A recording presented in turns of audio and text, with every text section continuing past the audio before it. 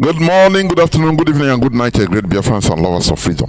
This is Radio Biafra HAUSA-SERVICE coming to you through Radio Biafra London. My name remains Mazi Chinasa Chinedu from Alo province of Biafra London. We are here live and direct. Today is the 4th day of the 6th month, being June 2024. Therefore, I welcome each and every one of you to welcome your friends and well-wishers onto this hallowed platform where it all started. This is our rallying point. This is where we had that lone voice in the wilderness and we got attracted to it. Therefore, I urge each and every one of you to draw nearer to your listening devices. We are on FM in many parts of Biafra land, in CHK 102.1 in parts of Biafra land on FM frequency modulation. Also, we are on satellite. We are on free-to-air satellite.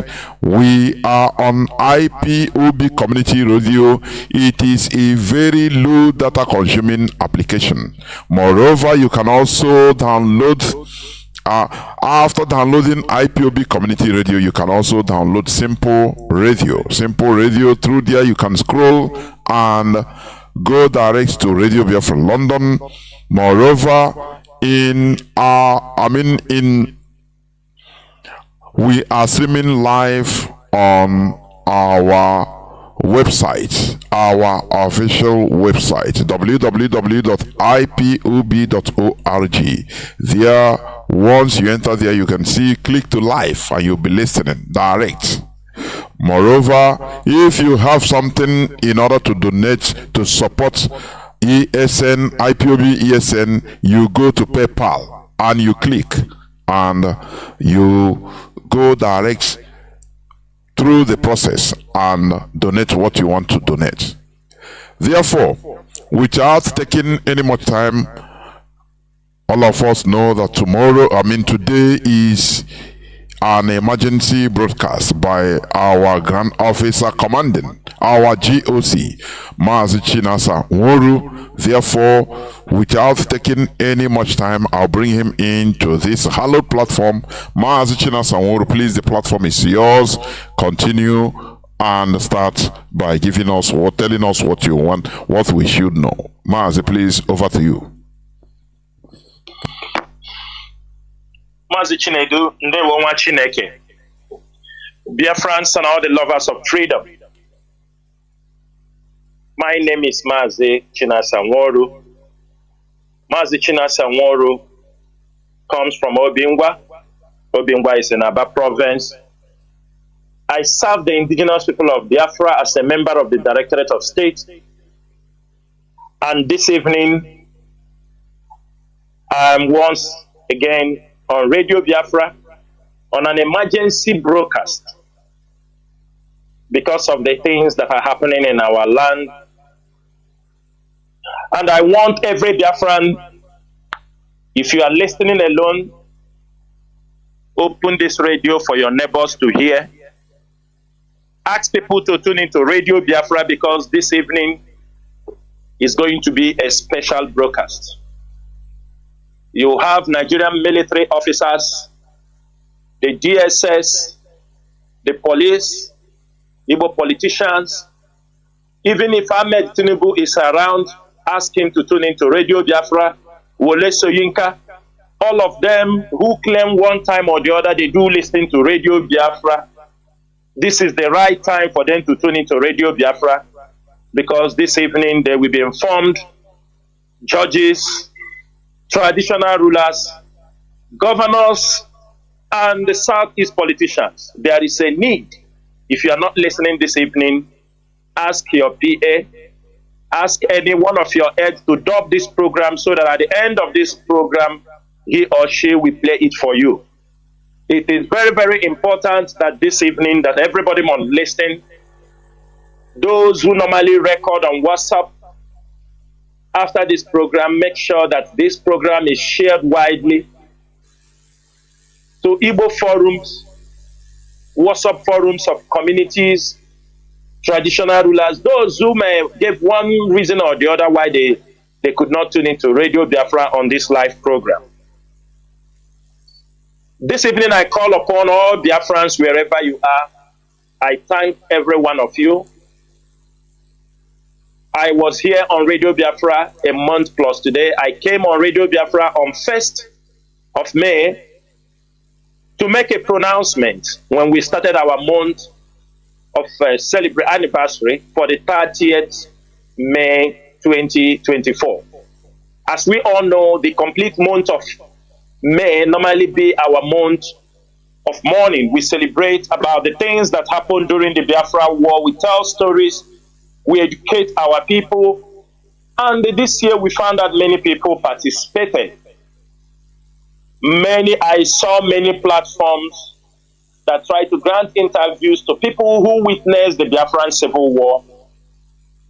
It was very, very interesting, even though it was not shared so much. You know, Facebook normally, this period, they were suppressing most of our posts. But we don't worry so much because it does not really matter. I know, like, it is not today they started to make sure that everything IPOB is doing, it is not being widely seen. But there is what they call this vanity matrix. Vanity metric it looks like, you know,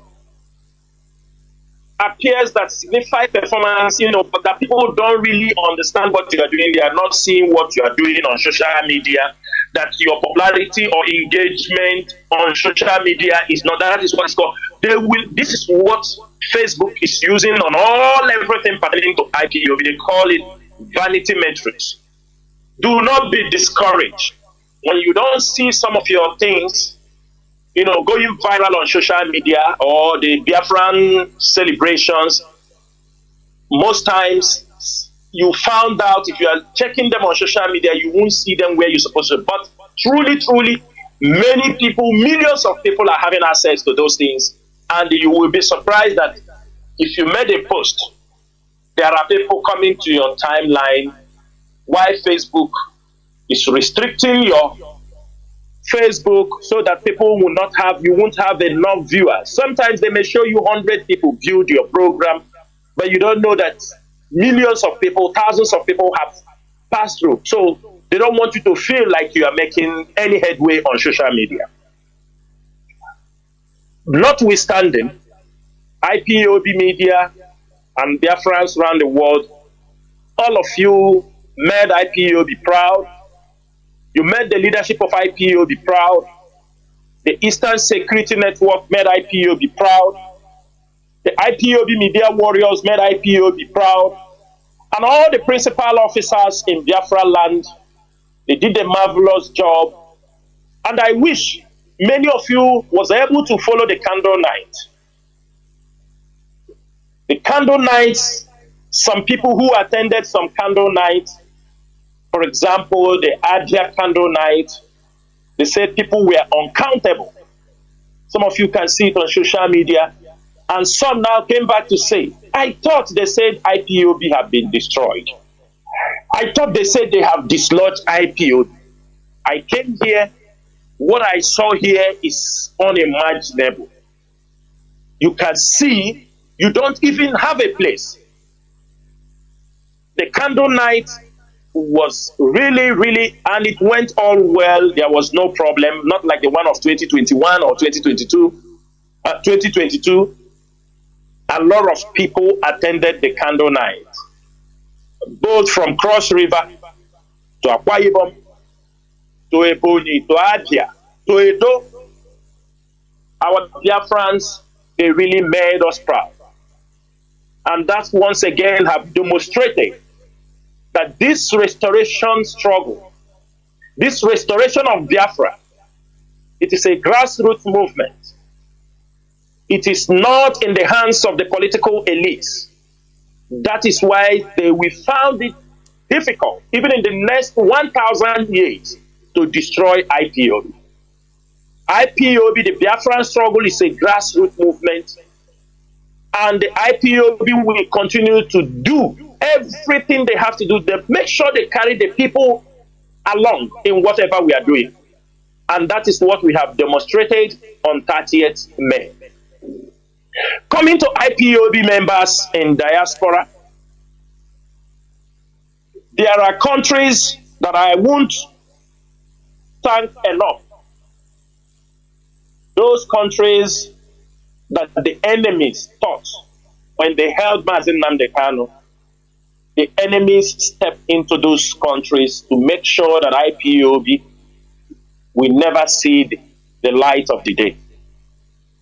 They created all kinds of problems. But I'm very, very happy, I must say it, that on that day, I saw that those countries is where IPOB even have the highest turnout, both in our protest and in all the programs. I won't talk enough the IPOB UK.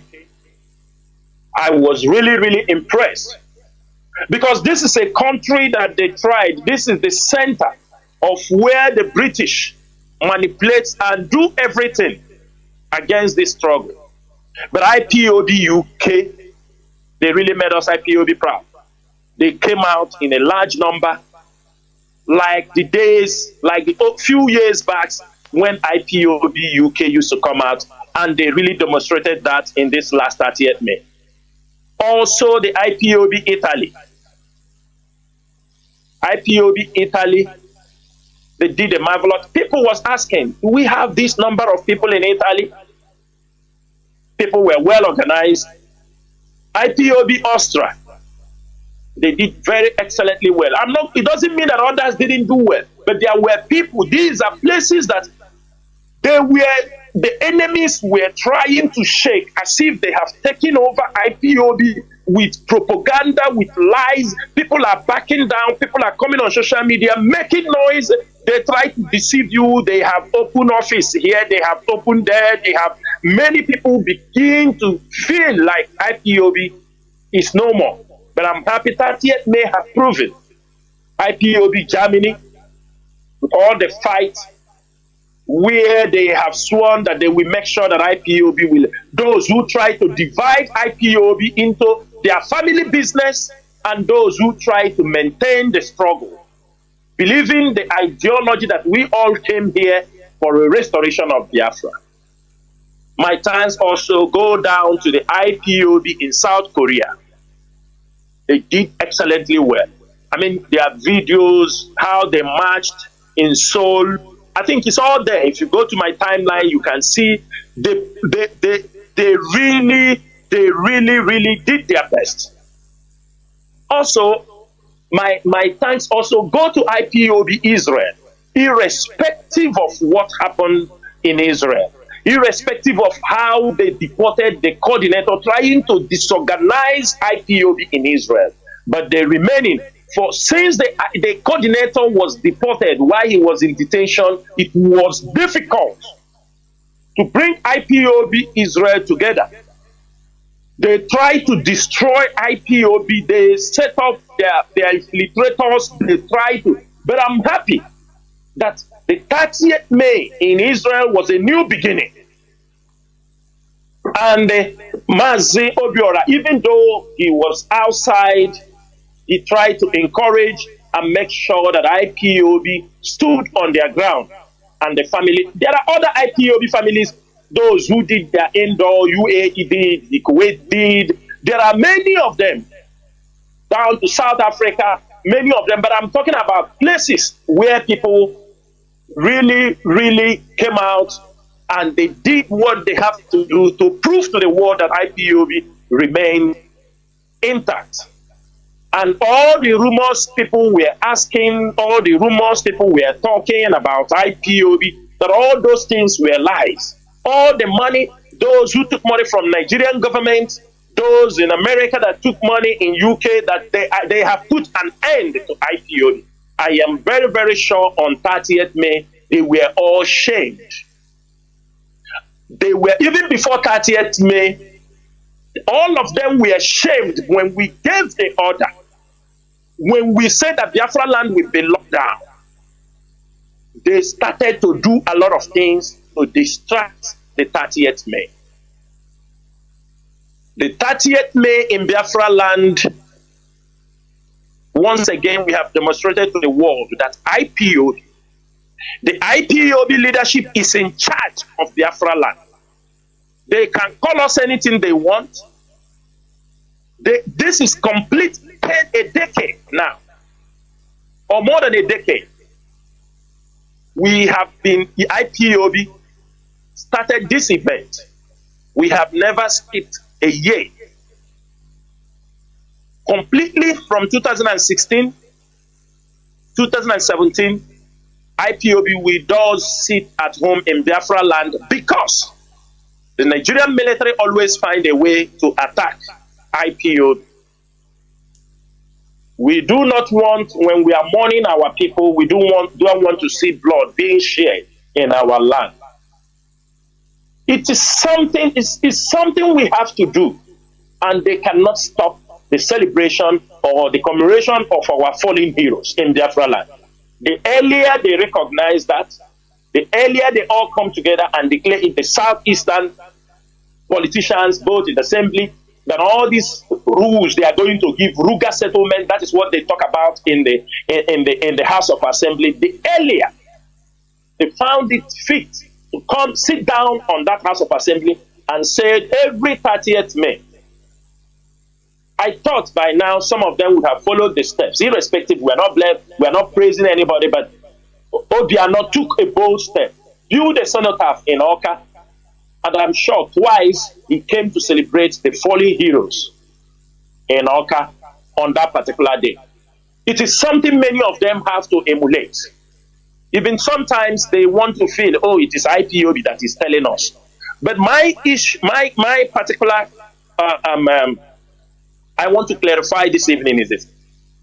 Have Nigerian government realized that IPOB, we are a state actor as long as Biafra land is concerned?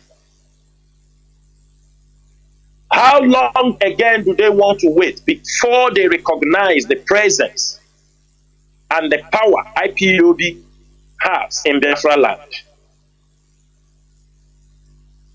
If we can be able to lock down Biafra land, and if we decide that we will carry arms, so then what do they think will happen? A movement that controls everybody in the land. A movement that everybody listens to them whenever they make a comment. Forget about some people, before that time, some people with some stools will come out and challenge you. Of course, that is what they want to do. That is why the Nigerian government will sponsor people. And most of you knew those who came out and challenged that you can't do it. We don't do it. You understand me? You know. Where are they today? Do not worry when you make up a law. There is always those who will challenge the law. But what matters so much is that what happens after that. Example in Enugu. Enugu was 110 shut down. 110% shut down. Even the petrol station of Peter Mpa that he was also, all his workers, they didn't come to work. Even him, Peter Mpa, was sitting at home. But before those days, he was threatening IPOB what he will do. And I've had to work. You will fight the people who owns the land. Peter Mpa tried everything to scare people, threaten workers. If you don't come to work, you will get query. Why all those things? One thing I realize is that those advising Peter Mpa have never sat him down and tell him, if you want to leave Enugu as a governor without some permanent marks on your body, you must stay away from IPOB matters. Peter Mpa must stay away on IPOB matters. I got a film, and he will see by himself. We have passed the stage. People will come and threaten IPOB. As some of you say, you can't threaten Nigeria. You can't threaten IPOB. You can't threaten indigenous people of Biafra. IPOB is an institution. IPOB is a state actor.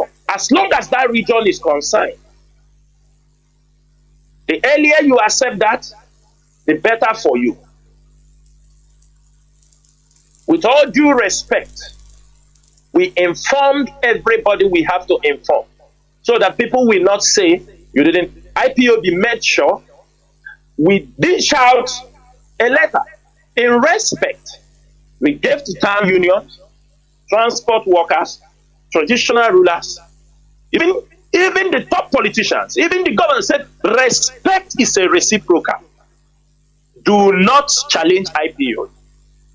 Sometimes, as an aging can if you're so, even if they stop, at least they have respected us. But few people, and I want to make it very clear, we'll come to his subject.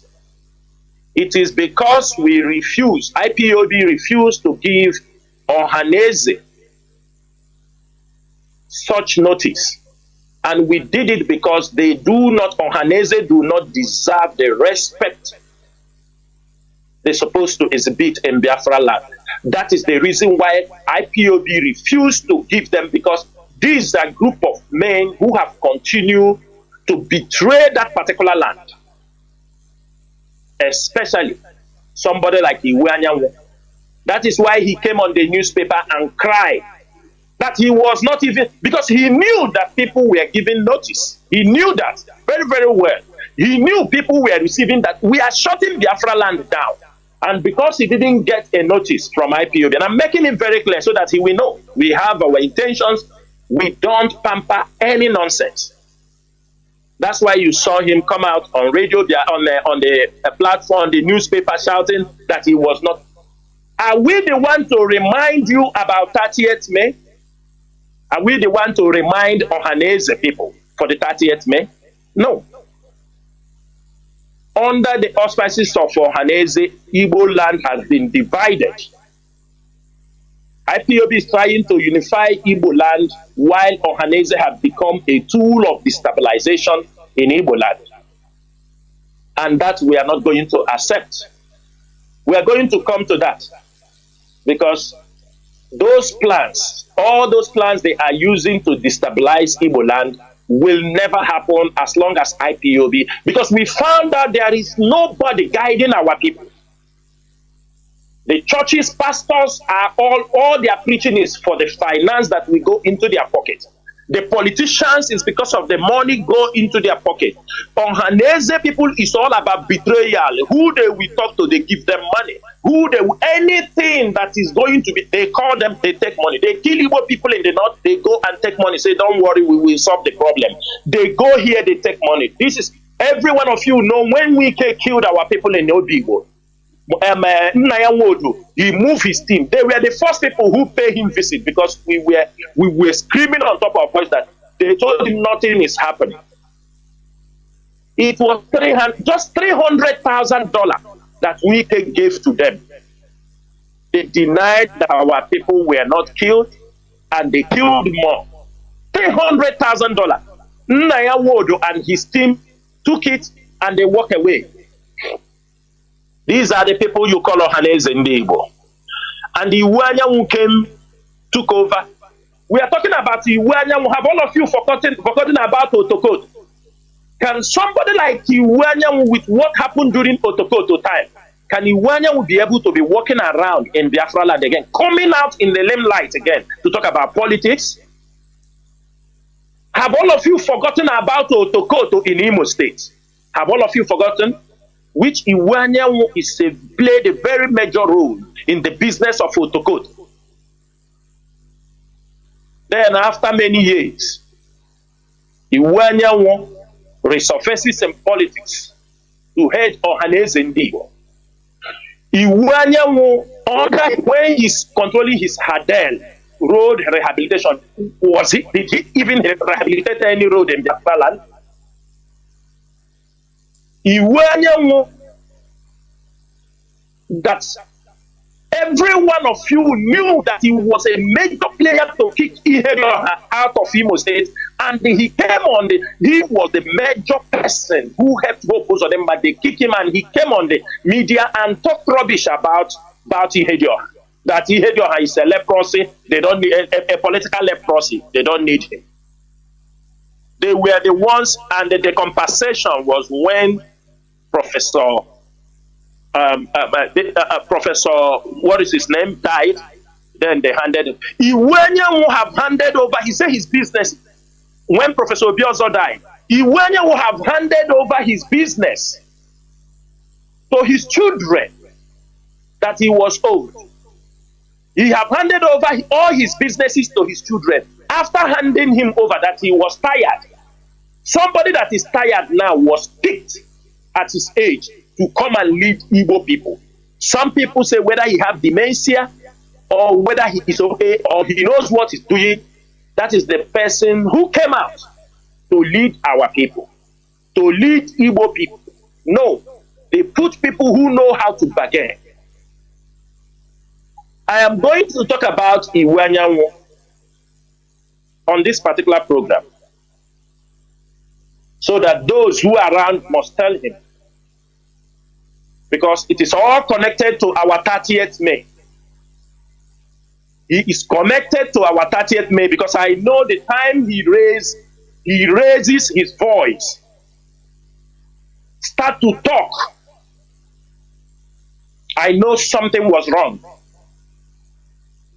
I want to let Biafrans know that from the time the audio message leaked that Iwanyanwo was part of those who want to go and beg the Northerners, it is a real story. IPOB do not carry any information they do not know. Before this news come outside and it went viral, can Iwanyanwo swear? Because I cannot tell him come and swear, but he know that there was a discussion going like that. There is a discussion in the north for them to go and beg. It is from the Sokoto Caliphate. It was a deal of 100 billion. Hope Uzodinma is at the center of all this deal, because Hope Uzodinma is vying for the post of a vice president. Hope Uzodinma, I'm saying it so that everybody know. Hope Uzodinma is part of the game because Hope Uzodinma is working seriously with Shetima because they are hoping, they are planning that Tinubu will never complete his tenure. That is all. He is positioning himself for a vice president in case Tinubu drops. Anything happens to that is all in their mind. But I think Tinubu is also playing with their mind because, that time before the election, Tinubu was peeing on the trouser. He was doing like he was dying. Some of them were rejoicing.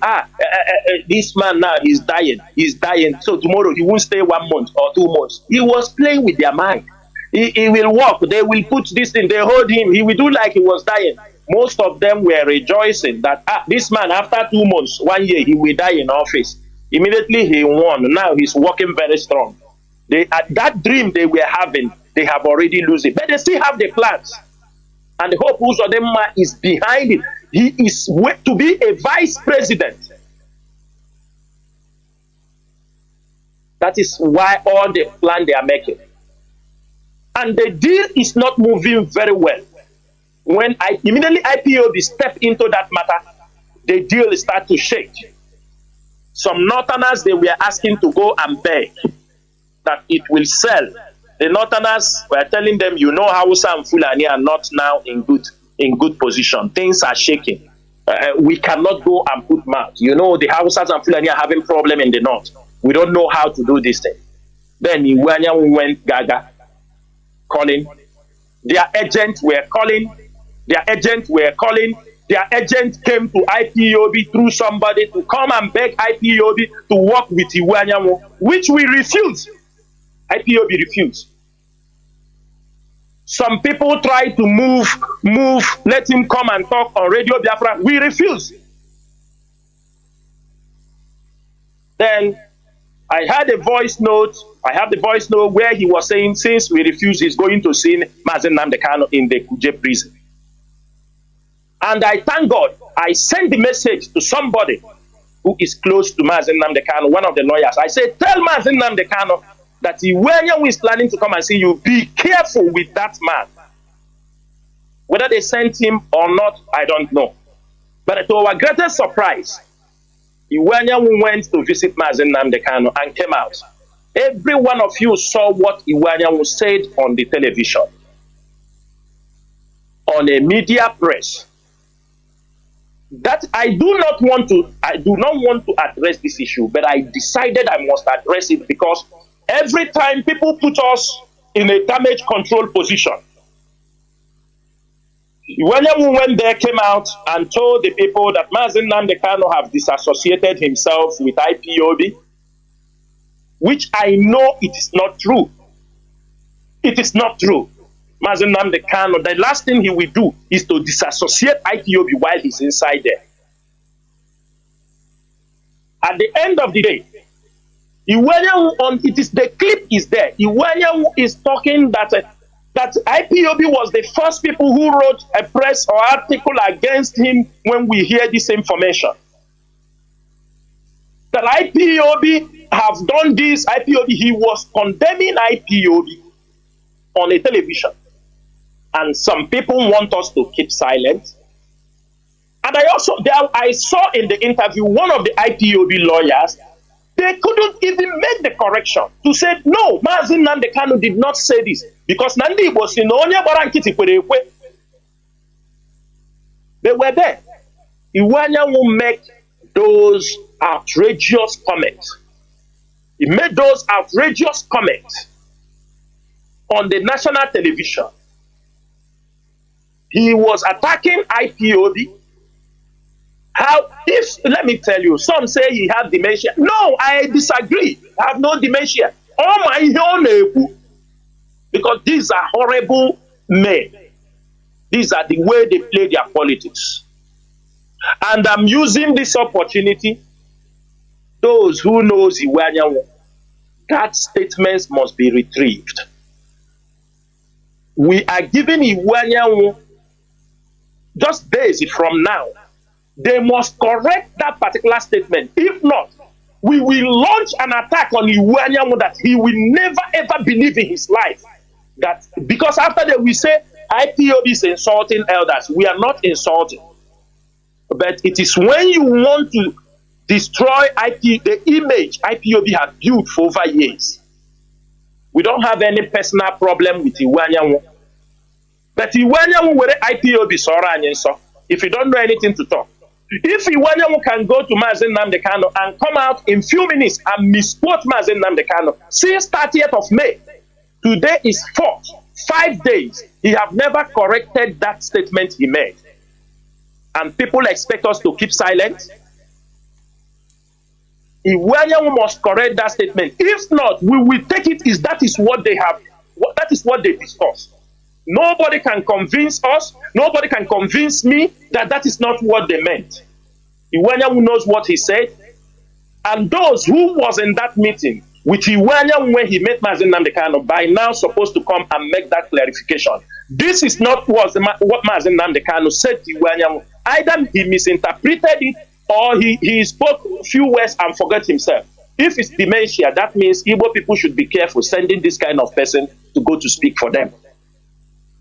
That means somebody like this cannot go to speak for Igbo people because he can go there and they tell him, we are coming to war. He come back home and tell you, no, they didn't say they are coming to war. He will say, no, they are coming for peace. Somebody like this can cause death at this particular dangerous time in Igbo land.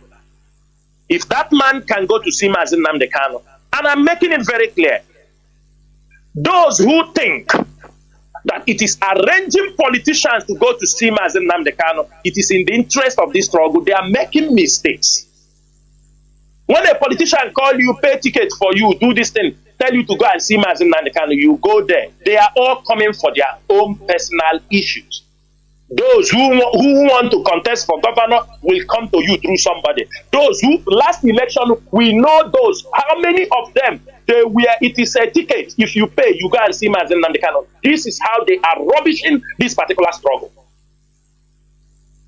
This is how they are rubbishing it. And somebody should not expect us to keep silent when somebody like Iwanyanwu came out and speak on Channels Television, the enemy's TV, against Biafra. And he made those statements. And there were people there Even there was an IPOB lawyer in that place. He did not interject and said, please, this is not what Mazi Nnamdi meant. Everybody keep silent. Iwanyanwu condemned IPOB, said Mazi Nnamdi have disassociated himself with IPOB. I am not taking it, and I will never take it until that correction is made. We will continue to hammer on Iwanyanwu until he make that correction. If he don't, or people who were part of that thing, we are not the one to speak for him. He is the one to speak and said, I made a mistake in what I say. And all these things, if they do not come to this particular level to make this clarification, Biafrans, all of you on the media, everywhere, on the radio, we continue to hammer it because that is a job of an agent provocateur. He has come to destabilize IPOB more because the enemies have taken it. The enemies have taken it. People will say, oh, we discussed. No, it's very sensitive. That particular statement Iwanyanwu made can destabilize IPOB in the next 1 to 2 years. To say that Mazi Nnamdi have disassociated himself with IPOB. He's talking 30th. Iwanyanwu went there to cry for 30th May. Iwanyanwu, you are in Abuja. I don't think that the 30th May affected you. You flew out of Biafra land. You didn't sit at home. You were in Abuja to go to. So why are you crying more than the bereaved? Why? Why crying more than the bereaved? Why? So going to tell Mazi Nnamdi sit at home. They knew that that sit at home was not the Monday sit at home. It has nothing to do with the Monday sit at home. Why are people trying to do those things? Why are they trying to connect all these things? As if the 30th May, they don't know what the 30th May is all about. Why? Why are they connecting the 30th May to the Monday sit at home? Why? Why are they crying? Why is it that Igbo politicians and some people will start crying when IPOB make a harmless decision, a one-day decision? Sometimes many laws, even we living in foreign land, even people, many laws must not favor everybody, but it must be obeyed. Sometimes there are laws, even Nigeria, there are laws Nigeria set up in our place. Most of our people, are they not obeying it? We don't have problem if you raise your voice and say these things we are doing. We don't have problem for that. But it's when you take it out of line, that is where we have problem with you. When you take it as if it is a personal something, then IPOB will have problem with you. Because it is not done to you, it is done for the betterment of the land. IPOB have no leader. IPOB have no leader in the politics. The leader of IPOB is in detention.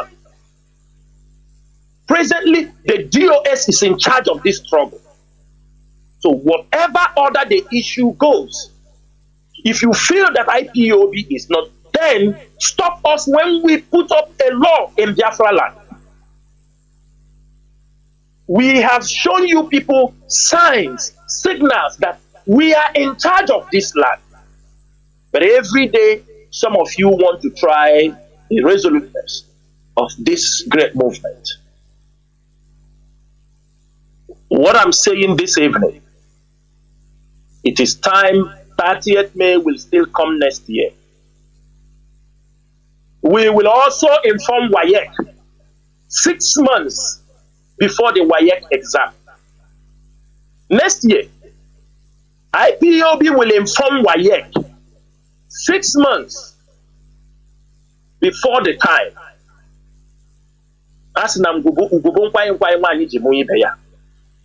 Because next year, if WAEC, they are looking opportunity to say, oh, they don't want their people to go to school. That is rubbish. That is rubbish. That is emotional blackmail. They don't want their children want to go to an exam. How many of them that graduated that has job? How many? How many? How many of them that have graduated that are in the university? How many? How many of them that have taken the examination that are not waiting for strike to resume before they start school? you want to threaten, you can change the date of that examination. It's not that we saw, I think, JAMB also changing date for some, for I think there is a strike. JAMB is supposed to be, JAMB, I think they were having problem with this labor as of yesterday. I didn't see many of them crying. Labor, Nigerian labor was because of the JAMB. JAMB saying they were dragging it. I didn't see many of you talk. I didn't see many of you tell labor, stop that thing, our children are taking JAMB. I didn't see any of you talk about it. Hypocrisy. Nobody, I didn't see any Igbo man, wherever they are. No Biafran said, hey, labor, stop this thing you are doing. My child is taking JAMB. He's going to university next year. None of you said it. It is when he reached an IPOB on, you people started making noise, paying media people to start campaigning against something we are doing. And we are not going to accept it. Next year, we will inform, and all our people, there are Biafrans who are working in the WAEC office. Who's supposed to remind them? 30th May is sacrosanct. Nobody can do anything about that. Biafrans and all the lovers of freedom, we must continue to be resolute in this struggle. There is no retreat. There is no surrender. Irrespective of anything we come across. Some will come and go. More will continue to march. What happened on 30th May is enough for Nigeria to know that in the next 100 years, they cannot defeat this ideology. They cannot. They can never defeat this ideology. And that is why you saw what happened in Abia. All the people who have taken money from them, promising them heaven and earth, how they are going to stop IPOB, how they will dislodge IPOB, how they will destroy Chinasa Nworu and Chinedu and this thing. All the money they have spent and spent out of their nose. They are acting out of frustration now.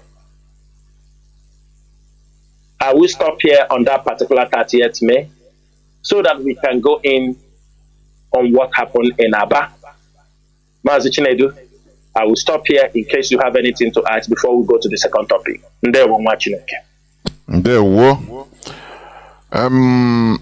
Anyway, what I want to also put there so that you can continue with it,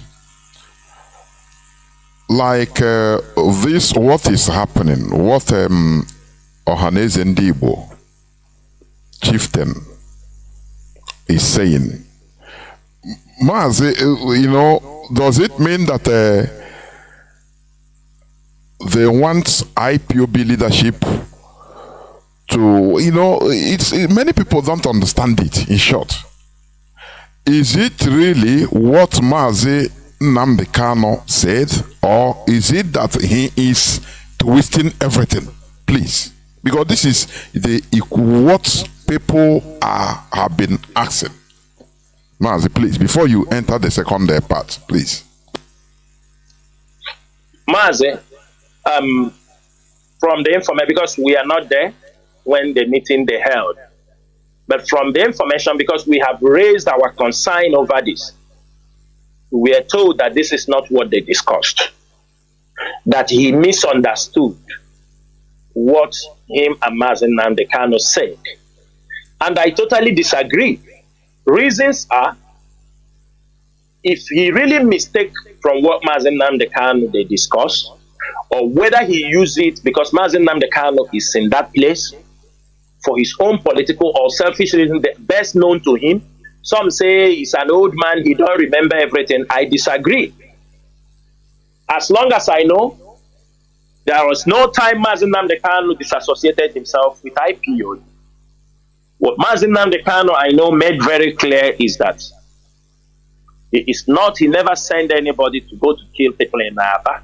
He never sent people for any criminal offense. But what concerns the 30th May is sacrosanct, that nobody can touch it, and nobody can talk about it or be against, because it is something we have been doing for over a decade now. That this he must have in mind, that nobody, in terms of going to kill people in Abia, he never asked anybody to go and kill people in Abia. But on the issue of 30th May, which he came to reported to Mazi Kanu, that there is, Onyendu let him know that it is something that they will never discuss because it is sacrosanct. Now, Mazi, you know, anytime you see these politicians want to go and see Mazi Kanu, there must be something disturbing them. They have one. It's not that they went truly for the love of Mazi Kanu to go. Of course, they will come say, we are trying to see how they will release you. They use it and raise their own issue and see how they will get some information they want. They walk away. If he talks something more bad, next time DSS will not allow him to come there. This one, everybody have to know that. If he talks anything that is not in the interest of the government, in the DSS will never allow him to come there, irrespective of anything. So that one we have to be sure. Mazi Kanu never disassociates himself with IPOB. In fact, Mazi Kanu, if he disassociates himself with IPOB, if he disassociates himself with IPOB, that is the greatest danger he has done to himself. Because in the zoo, will do something that nobody will believe. That is it, Mazi. Mazi, I think you go to the second part of the despicable actions that happened in Abia. Mazi, please, go on. Okay, Mazi, Biafrans and all the lovers of freedom. From the flyer we released, the second topic I want to touch there is the false flag operation that happened in Abia. Every Biafran knows that our sit at home is always no violence. IPOB is not, that's why we continue to talk about how IPOB conducts their sit at home. And after that sit at home, many people were calling, said this is IPOB sit at home. The ESN also did a very marvelous job in some areas we know the criminals always come out from. The ESN was at work. They did a very excellent job on that day because there are some flashpoints that we know some of these criminals may want to come out from. And we make sure that those places were heavily monitored.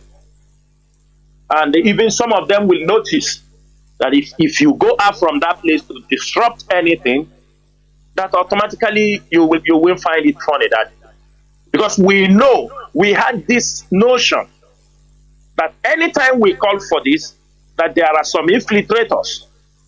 Because themselves cannot call for a sit at home. And it happens. Maz, I think you know that.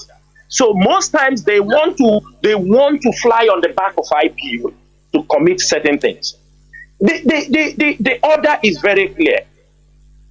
Most of them, they have, how many times have you seen them call for sit at home? What they will do is they will go in the market, kill somebody, one market, and run away. Where people come out for their business. But when IPOB call for a sit at home, lest we forget, just look at what happened on 30th May. The people know it is a genuine call. It's not just every day you wake up, you call sit at home. Every day you wake up, you call sit at home. If you want to raise money, you call sit at home. That is not IPO. That is not IPO.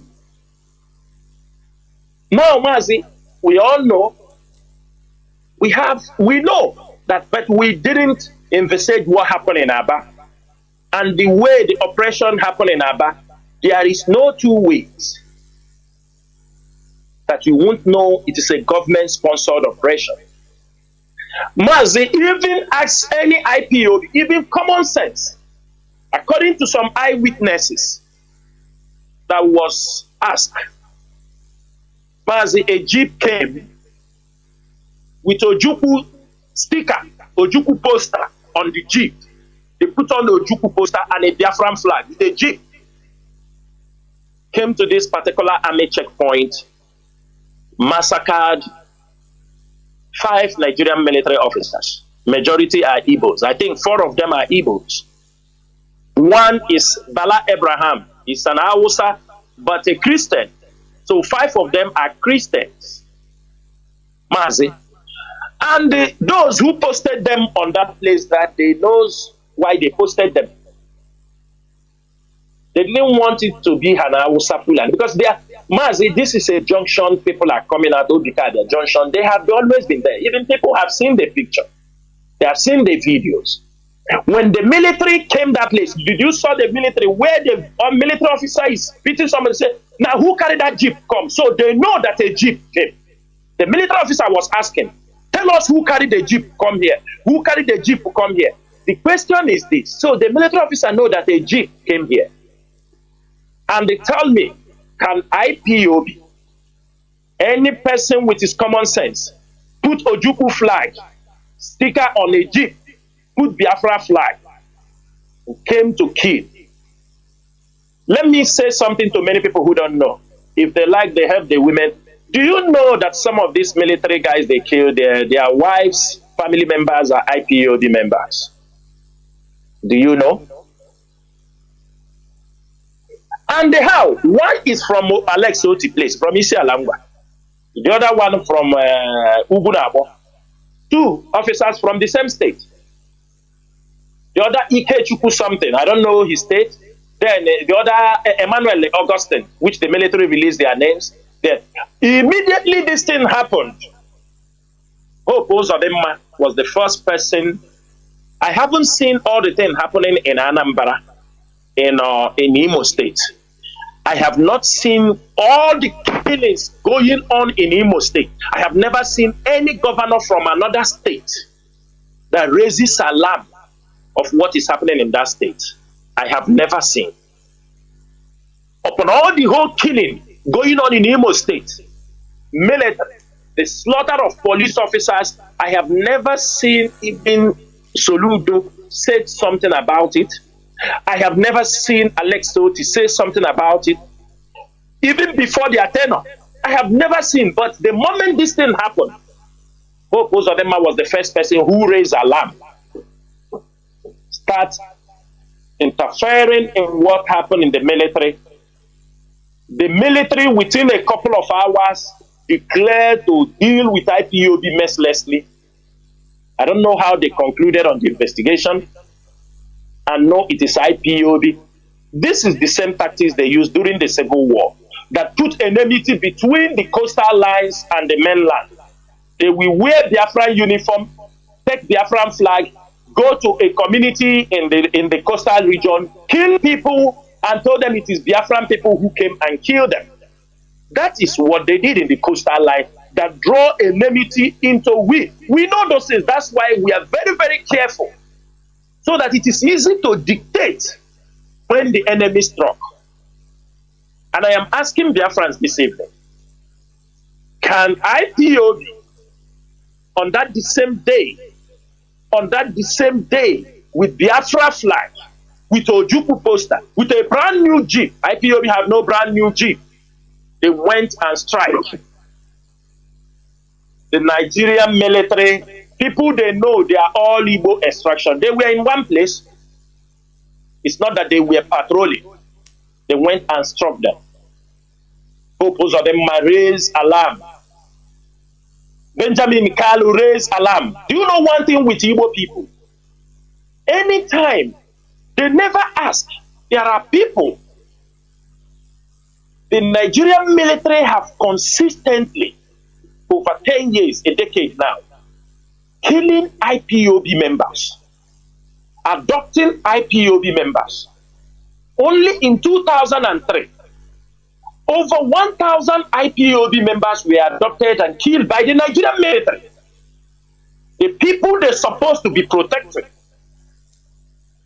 Nobody talk about them.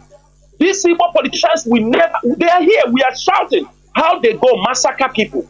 No Igbo politician, no Igbo businessman, none of them will ever open mouth and condemn the killing. Mazi, let me give you an example. Whoever you are, you know, they are systematically reducing the population of Biafrans. Do you know the people they target? They target the youth. Mazi, you know, all the youth, whether he become a policeman, a welder, anybody, anything he will become in future, he must marry. The end of all the struggle, all the grown-up, the end will be to have a family. Whether he become a criminal, whether he's a freedom fighter, whether he's a lawyer, anything he did, he will surely have a family. When you kill 1,000 Biafrans, youth, Mazi, how many, imagine, give them like two children or three children into 1,000. And even they grown up, have families. Give them an average of three kids. Or four kids. Mazi, do you see the number of people they are wiping out? They are crying about population growth. Some countries want their population to rise up. But in our own, because the system have never changed, there is no job. If there is job, what is wrong with population? The more unity is power. The more number that, the more you are stronger. Why are they trying to reduce the population of our own people? So the military thought they are the only one who have the right to do what? Kill people, them and the police. Guns are given to them. The job they use the gun to do is just to kill civilians.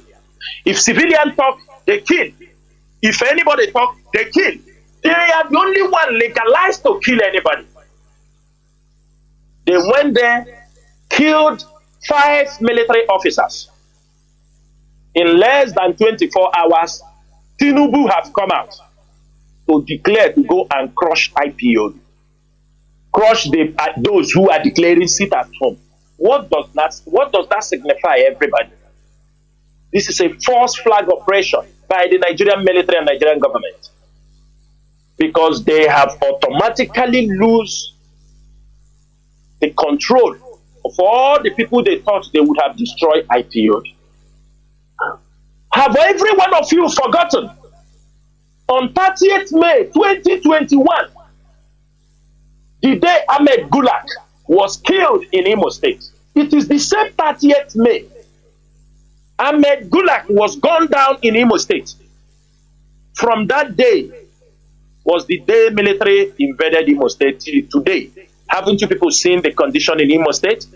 They used that singular act that Ahmed Gulak was killed in Imo State. Opposed to them, they knew what happened to him.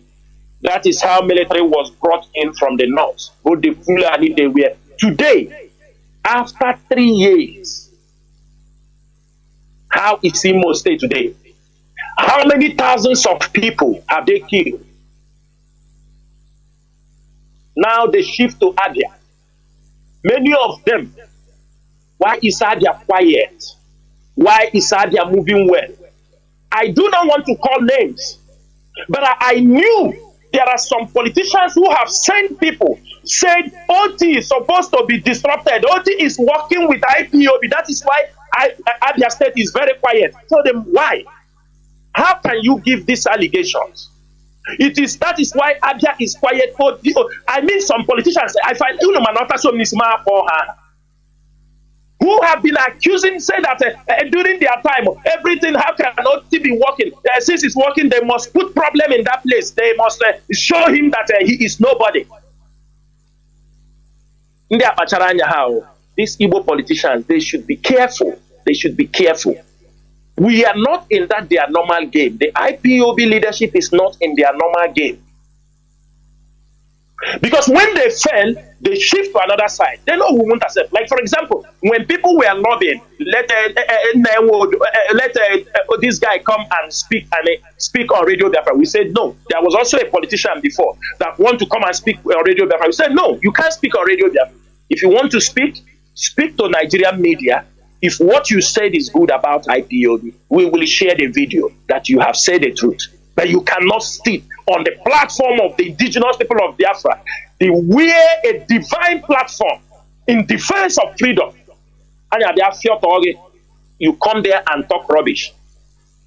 Come to talk. You have defied our ideology now when we allow a politician we know You have defied. Radio Biafra is no-go area for any Igbo politician, any Nigerian politician that we know the role he's playing in Biafra land. All this time they are planning, how can we destroy Abia? They targeted, they waited on. Abia has been very peaceful. ESN has been checkmating crime in Abia State. Without talking, it's for our own betterment. When we tell our people, come back home, you think IPOB leadership, you know, one thing is that our people they have ego. You know, if you get 100,000, you come and make noise. You small something people did, they make noise, too much noise. That's why you see all about the celebrity, or you see many of them, they make noise that people thought they have something. When they become sick, they come on social media and start begging. Some of you will be surprised. This person, I thought that they make too much noise because the noise they are making. If you make too much noise, the people who want to help you won't help you because they feel you are okay. You make noise. You hear this thing, you make too much noise that if people want to help you, they will say, I thought this guy make too much noise. This is one of the problems we are having in our place. Now, they want Abia State to be disrupted. Let me say this thing very, very well. They even plan that they will start to kidnap some workers, to drive away all those people working in Abia, so that Abia will not. They have already made the plans. They don't want. This is a national game they want to play. This is what they are planning against Abia. Just that, how can you allow this man to be doing freely? They want to disrupt the project. They want to disrupt all the people entering Abia State, doing businesses. They want to shut down people to say, because the Igbo politicians is that if they are not the one that did it, nobody can do it, they will be happy. For you people to know, immediately this thing happened, they flagging the importing soldiers from the north, Boko Haram soldiers. Are you not seeing some of the soldiers with dreadlock? A dreadlock in the military. Most of you don't see them on the checkpoint. Are they really soldiers? Soldiers with dreadlocks in Igbo land. Soldiers with dreadlocks. Have you ever seen those things? With guns. And most of you don't talk. I know some of you are being intimidated because they have guns. What they did in Abia is just a simple false flag operation. They want to use it to enter Abia State. Even we got a report. There is a student. A public administration student in Abia State Polytechnic. The guy, his father is a king. They gave wrong information. The son of a king. They gave wrong information. The military is happening today because that is what they are looking for. To kill the younger people. They entered into the palace of that man, shot his son and his friend. The boy is from Ohanze in Obimba. For you people to know what is happening, the boy's name is Abia. They killed him. They killed him and killed his friend together in the father's compound. A student, as Abba is hot, he returned to his father's house. With the wrong information, he came to his father's house, the military, and killed the young man and his friend in his father's compound. This is happening today. You saw a video that I posted, a girl that said they came and picked his younger brother, 15 years, and the younger sister. The father is over 70. They molested them and take away his. This is what is happening in Abia State.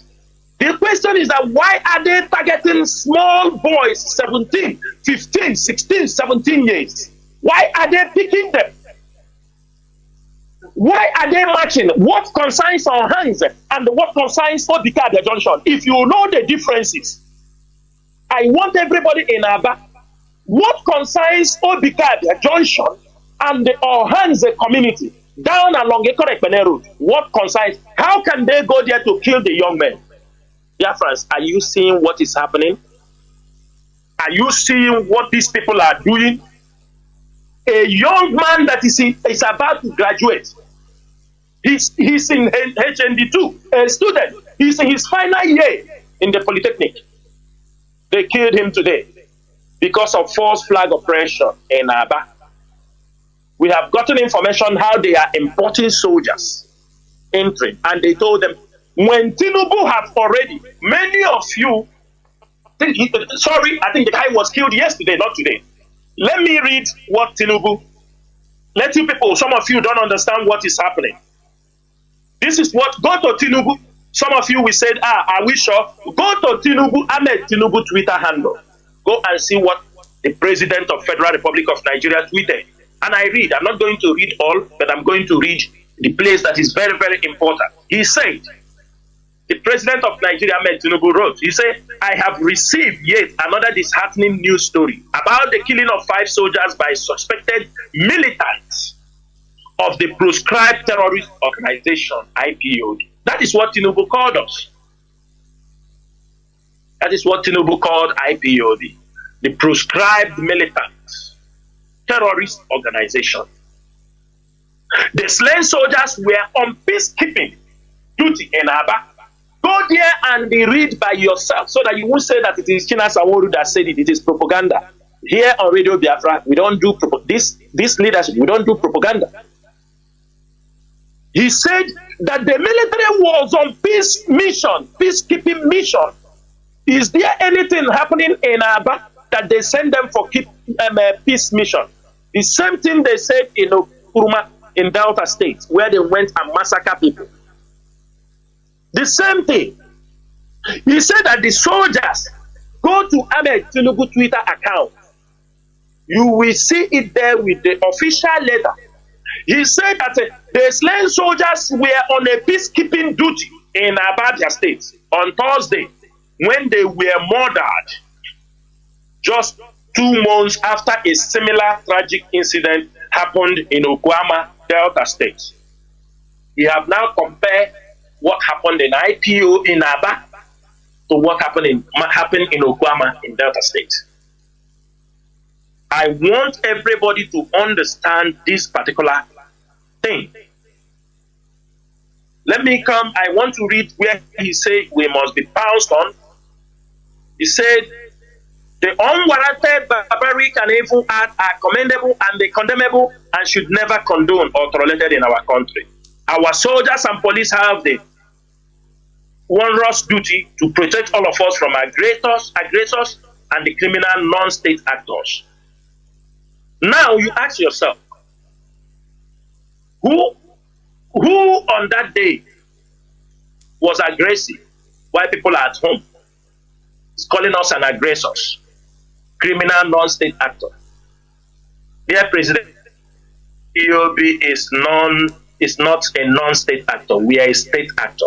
As long as we have the ability to give an order in Biafra land and it is being obeyed, we can interfere in human rights abuses. We can fight for the rights of the people. Please, those who are writing your press or should go and check what a state actor does. And that is what IPOB does in Biafra land. It is very, very clear. He said hundreds of them have paid the ultimate price in fulfillment of their duty, while some have experienced indignity of being manhandled by people they protect. Let me go forward. He said, I'm coming, because no need to read all. No need to read all. In that particular document, just give me, because I want to inform our people where he made his pronouncement. I'm coming, Mazi. Just give me.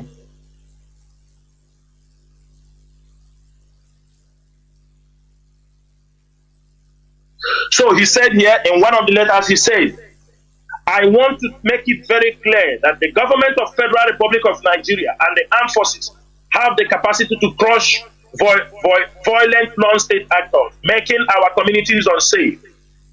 One thing I want to say here is that I urge security agencies not only to fish out the masterminds and perpetrators of Abia attack, but also those calling on people to stay at home. Their actions are nothing short of treason. Are you people understanding that, place? I urge security agencies not only to fish out the masterminds and perpetrators of the Abia attack. That means it's a separate incident. But they are saying it is Abia, it is Abia State, it is IPOD. But here, the president is saying now, I urge security agencies not only to fish out the mastermind and perpetrators of the Abia attack, but also those calling. Now he's coming against IPOD, those calling for a seat at home. We called for a seat at home. Him, Tinubu, while he was governor of Lagos State, was when they all anonymously agreed to make 12 June one person.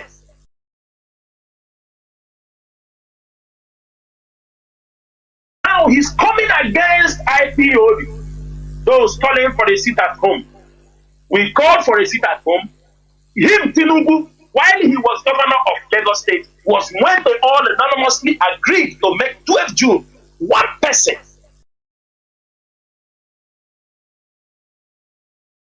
Now he's coming against IPOD, those calling for a seat at home. We called for a seat at home. Him, Tinubu, while he was governor of Lagos State, was when they all anonymously agreed to make 12 June one person.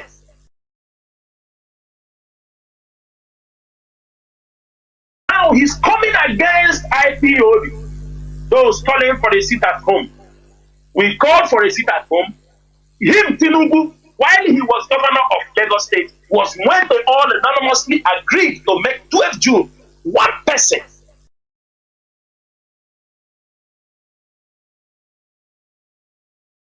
Now he's coming against IPOD, those calling for a seat at home. We called for a seat at home. Him, Tinubu, while he was governor of Lagos State, was when they all anonymously agreed to make 12 June one person.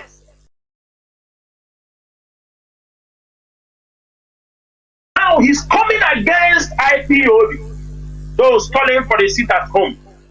We called for a seat at home. Him, Tinubu, while he was governor of Lagos State, was when they all anonymously agreed to make 12 June one person.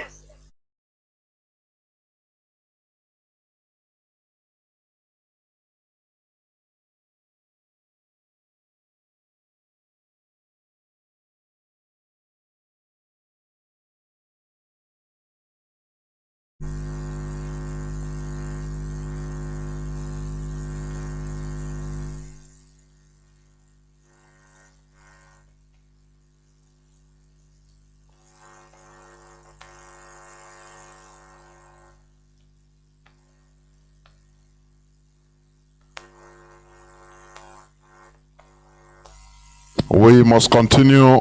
Please do not forget that we are here on Radio Biafra HAUSA-SERVICE.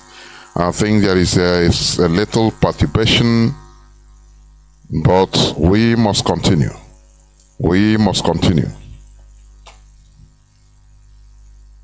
We must continue. You are listening to the voice of Mazi Chinasa Nworu.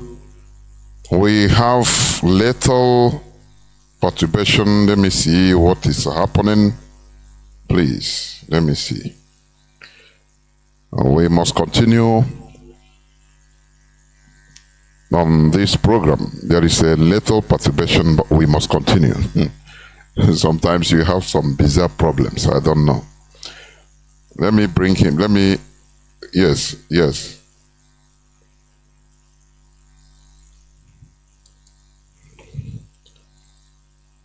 Mazi, can you hear me? Mazi, can you hear me?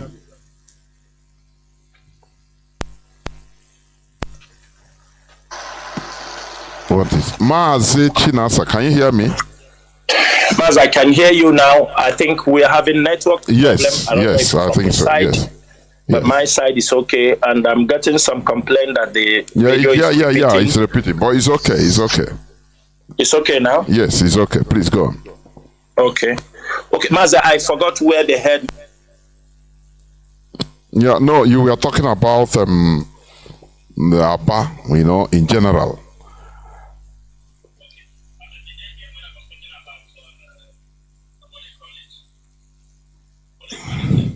The Tinubu when they put yes 17th yes 12th June yes June 12 yes, okay, it's from there, so yes. okay, I they heard that. Okay, so Biafran, sorry for this interruption. I think it's a network technical issue, but we are back online. So like as I was saying, you see what is happening in Abia. One thing, because of IPOB, everybody is arming themselves. Hope Uzodinma is arming himself. He already armed himself. Dave Omahi already gone. He's not very happy because he wanted the governor to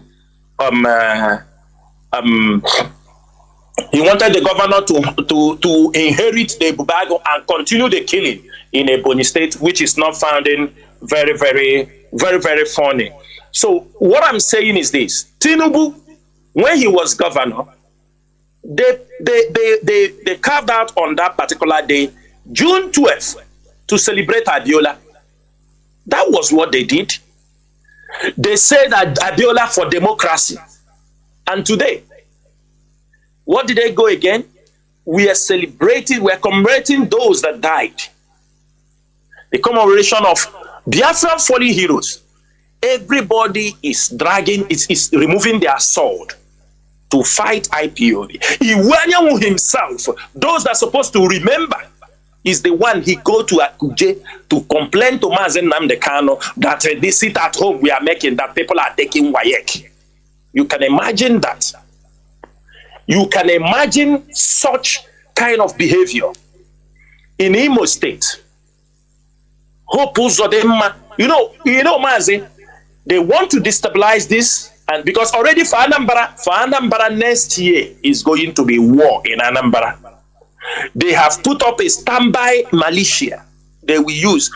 And that, because of that standby militia coming from Hope, from this side, which is going to team up with Ifeanyi Oba, Ebakeba on one side, it have pushed Soludo, a professor, who was a professor, or who is a professor, because of the kind of hostility, insecurity they want to create in Igbo land.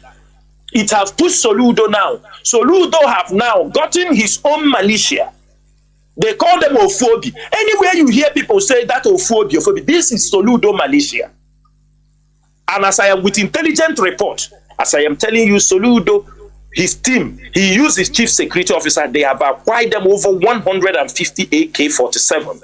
They are preparing for election next year. Go and write it somewhere. These people don't want Igbo land to be in peace.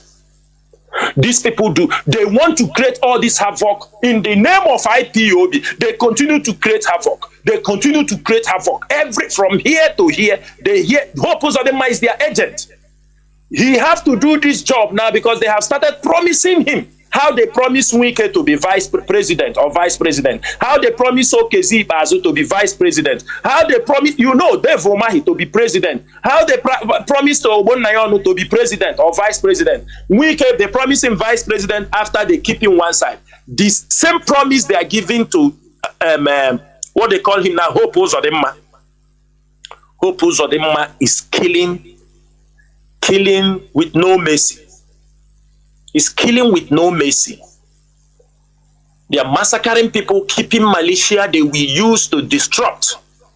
That is what IPOB fought in 2001. But those we fought for don't know what we have done for them.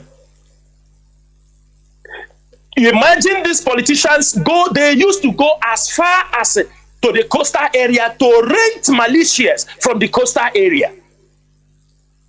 To rent militia. That is why you see that creek toad have a private army. That is where they rent people from him. Tompolo, the same thing. They are renting armed people from them. Most of you don't know.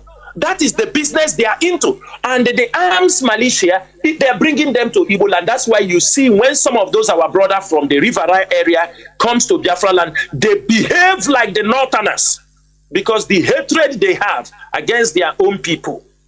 Because now they know if going to bring them from far, it will cause a problem. They now bring them from Omok, from Mondoni, from Bayasa. They bring them from Delta. They come with the same hatred. They come, they rape their sisters, they rape their aunties, they rape any women. That is what people like HAUSA-SERVICE they've brought to the state. They brought to the region.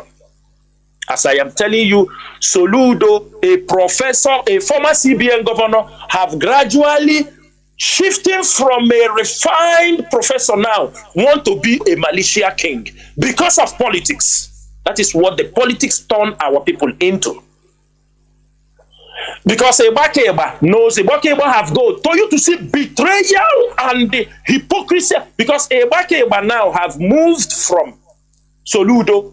He now sold the idea, the pattern Soludo used when he now sold it to Emek Ifeanyi Oba, who is planning, playing his own politics to be the governor of this thing. And they are combining with the APC power because they want to unleash havoc. Don't be surprised next year they start unleashing. They will be shouting IPOB, IPOB. That is all what they are doing. That everybody write it down. Today's date is 4th June. By the end of this year, remember, by the end of this year, they will all position themselves. By next year, they start killing themselves. And when they kill, they shout, it's IPOB, IPOB do this, so IPESN, they will, because they pay newspaper. They are waiting. Every 5 minutes, something happen, boom, they say IPOB. Nigeria is stealing millions of dollars. They can't even investigate and know where the money is going. But anytime something happened, they just shout IPOB. In less than 24 hours, Tinubu is threatening brimstone and fire against IPOB. And we are not going to take it. And I am using this opportunity this evening to tell the governors and Igbo politicians, if they don't want that region to catch fire, since if the military will not stop adopting our youth,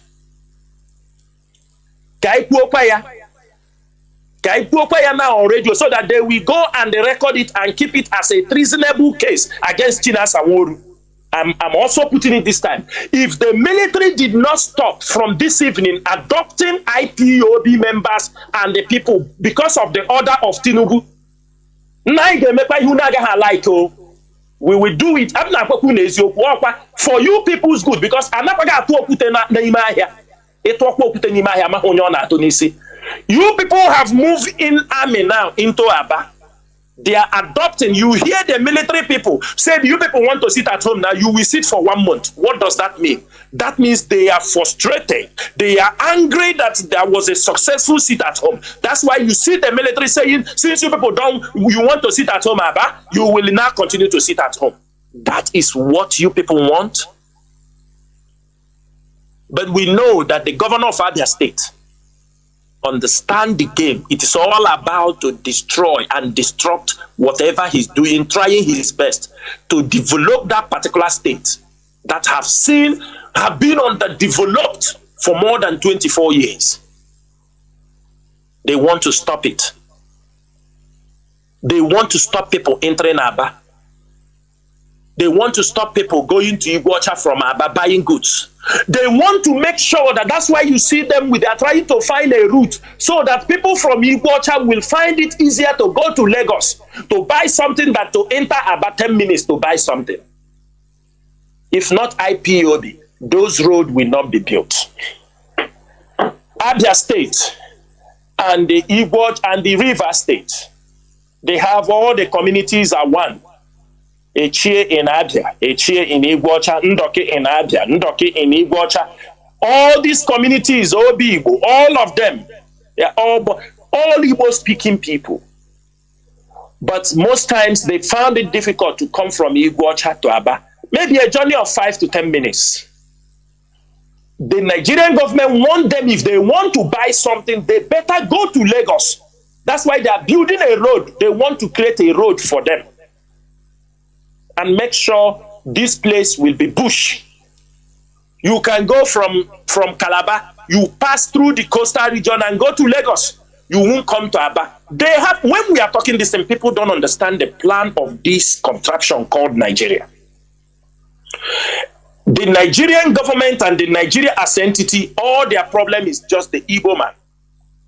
The Igbo man. You talk about IPOB bringing investment in Biafra land, they tell you, oh, kidnappers. Who kidnappers? They are the people kidnapping our people. They are the people blocking the road. The military is on Biafra land roads. Extortion, day and night. Any young man, they come out, they have POS machine. Who will they humiliate like this? And they will not one day turn against those people. Because they have guns. Because they have guns. The guns they have is to protect the civilians. But we found out that the Nigerian government and the military, their strength is always on innocent civilians. Now they are going house to house, killing people in Aba. They have extended to villages. Are you people understanding what is happening? Are you people getting what is happening?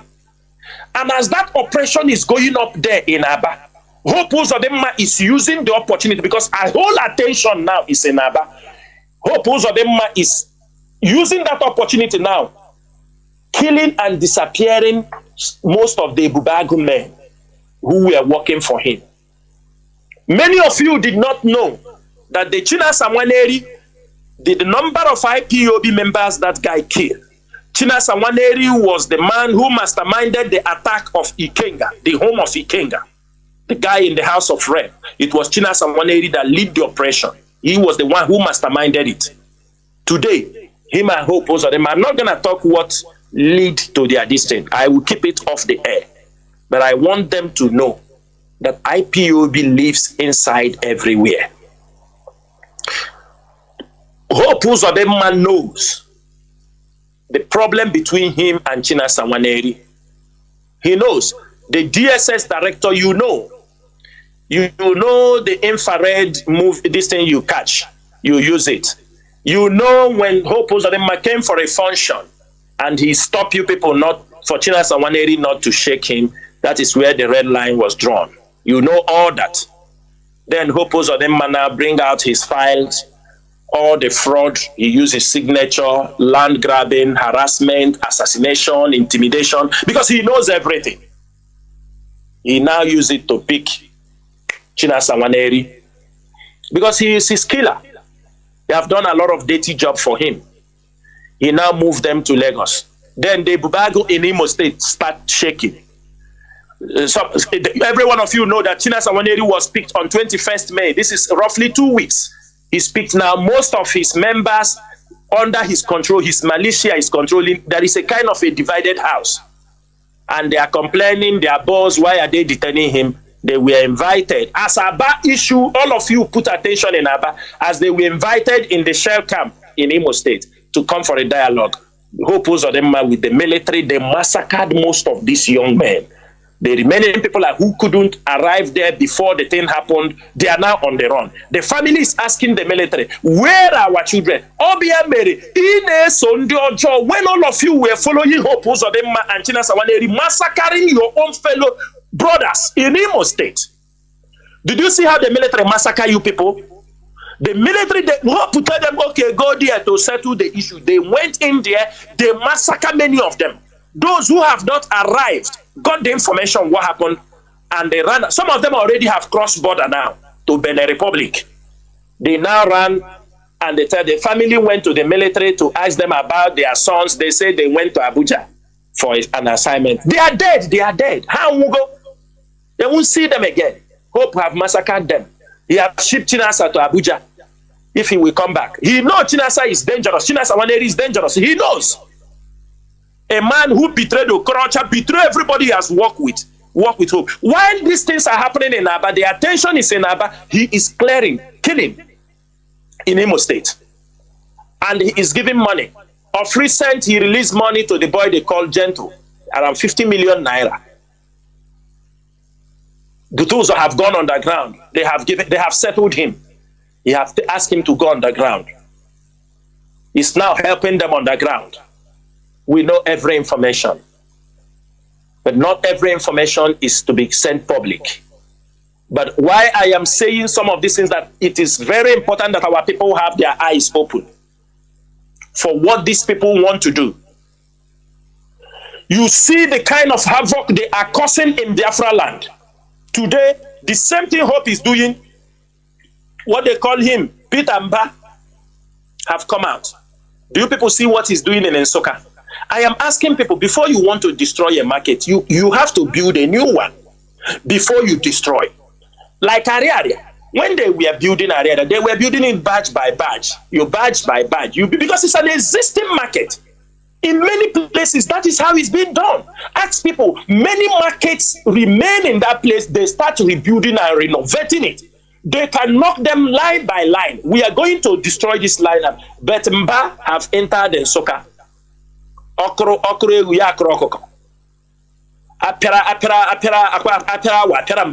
Everything is knocking down because he's having an issue with the Nsoka people. Because the Nsoka people did not vote for him. He is highly, very upset. I'm saying it so that Nsoka will not be running around. Peter Ba is after. That is why he's knocking their business down. The houses is knocking everywhere. He is pushing, handing their land over to Fulani. You see what is happening in Nsoka. A 13-year-old girl raped by Fulani people and killed through rape. Today, a young boy going to school was butchered. He died. It is only that when we post it on social media, on Facebook, Facebook will ban it. It will tell you it is against their own standard. But these are realities happening on ground. Peter Mba have imported Fulani in the northern part of it, in this Nsoka region, because he wants to punish. That is why you see killings on a daily basis. When they kill, they come to call. Hey, IPOB, ESN, IPOB. When we are telling you that these politicians, most of them are devil, they need always the Fulanis, because they have been indoctrinated that they need the Fulanis to threaten their people anytime they come against him. He can't use another Igbo to do it, so they import these mercenaries and keep and let them loose. They can go to massacre their people. They don't care. Even if this had it been, it is that boy killed in Nsoka, the girl, the rep 13-year-old girl killed. Imagine if it is IPOB that killed a small boy. Imagine what will be happening by now in Nsoka. Igbo people will come out from everywhere. The politicians, they will come out. We condemn IPOB for killing this boy. Maybe by now, Al Jazeera would have carried the news. BBC would have carried the news. But the Fulanis are massacring young people, raped by death on a daily basis. The videos are there. Is anybody talking? Have you heard one Igbo man condemn what is happening in Nsoka? Have you heard? Benjamin Carlo, that one that like to talk, have you heard him condemn what is happening in Nsoka? Have any one of them condemned the killing of Biafrans in Imo State? As the military are going house by house, killing youths, I'm just telling you, somebody they killed, a young guy, as the school Abia is hot, he went to his father's house, they killed him yesterday with his friend in his father's compound. Where is Benjamin Carlo? Where is he? Benjamin Carlo have to respect himself, because we have found out any small thing, he come out and talk about his peso, mama or Filipino peso or what. Anybody ma Benjamin Carlo, cheer years one, you know. That cheer years one. He doesn't play politics with IPOB. He should stop that politics. Because I got before report will come. Now that the military are killing our people, who is saying something? 5 people killed. Do you know how many people the military have killed in Abia? You know how many? And all of you have kept silent. Nobody can tell the military, stop this killing. As you saw the military were destroying Keke, was it the Keke that killed the military? It's a very simple question. You saw the video where they were destroying people's Keke, tearing the this thing. Was it the Keke, empty Keke? Were there things that killed the military? I'm asking. Why are they terrorizing our people? Why is it that something happened in the east? How many military are being killed in the north? How many? How many are being killed in Niger State? Killed by Boko Haram. How many? How many militaries? This is the war. The war is in the east. That somebody, they planned their operation. They killed their own people. I have never seen where Nigeria is, any country, their military behaves in this way. Since that day, because they didn't want the world to know how successful the 30th May of Biafra, they know that is the next thing the world will talk about. They carried out this false flag operation and they tried to subdue. It is 5 soldiers. 5 soldiers is our brother. They start to flash their pictures. They killed their Igbo brothers. So they killed who did Aneda Hamadunihu. Who knows? They did it because they want, as they kill them, to be an internal revolt. Look at where they put the military. Number one, we talk about how our place is militarized. Is that place Abia Junction? The military are there. It's an evidence that our land is militarized by the Nigerian military. Everywhere is buffer zone on the highways, everywhere buffer zones. Against who? Against who? They will launch an operation just to give them the impetus to invade a town, to invade a city. They will launch everything they want. When they launch in Okuma, that Chinedu is talking, they never told us it is because of oil bunkering. They never said it. The military were involved in oil bunkering. They were working under this particular guy, under what they call him. They were working under Tompolo. They were doing the bunkering because this guy in another community are doing bunkering. He's not bringing returns. Tompolo want to stop. They use the military. That anytime now they have said they went for peacekeeping. Peacekeeping. With information we are having now, we heard that over 10,000 soldiers, Nigeria have pushed them into Abia. 10,000 soldiers for torturing, raping, and dehumanizing our people.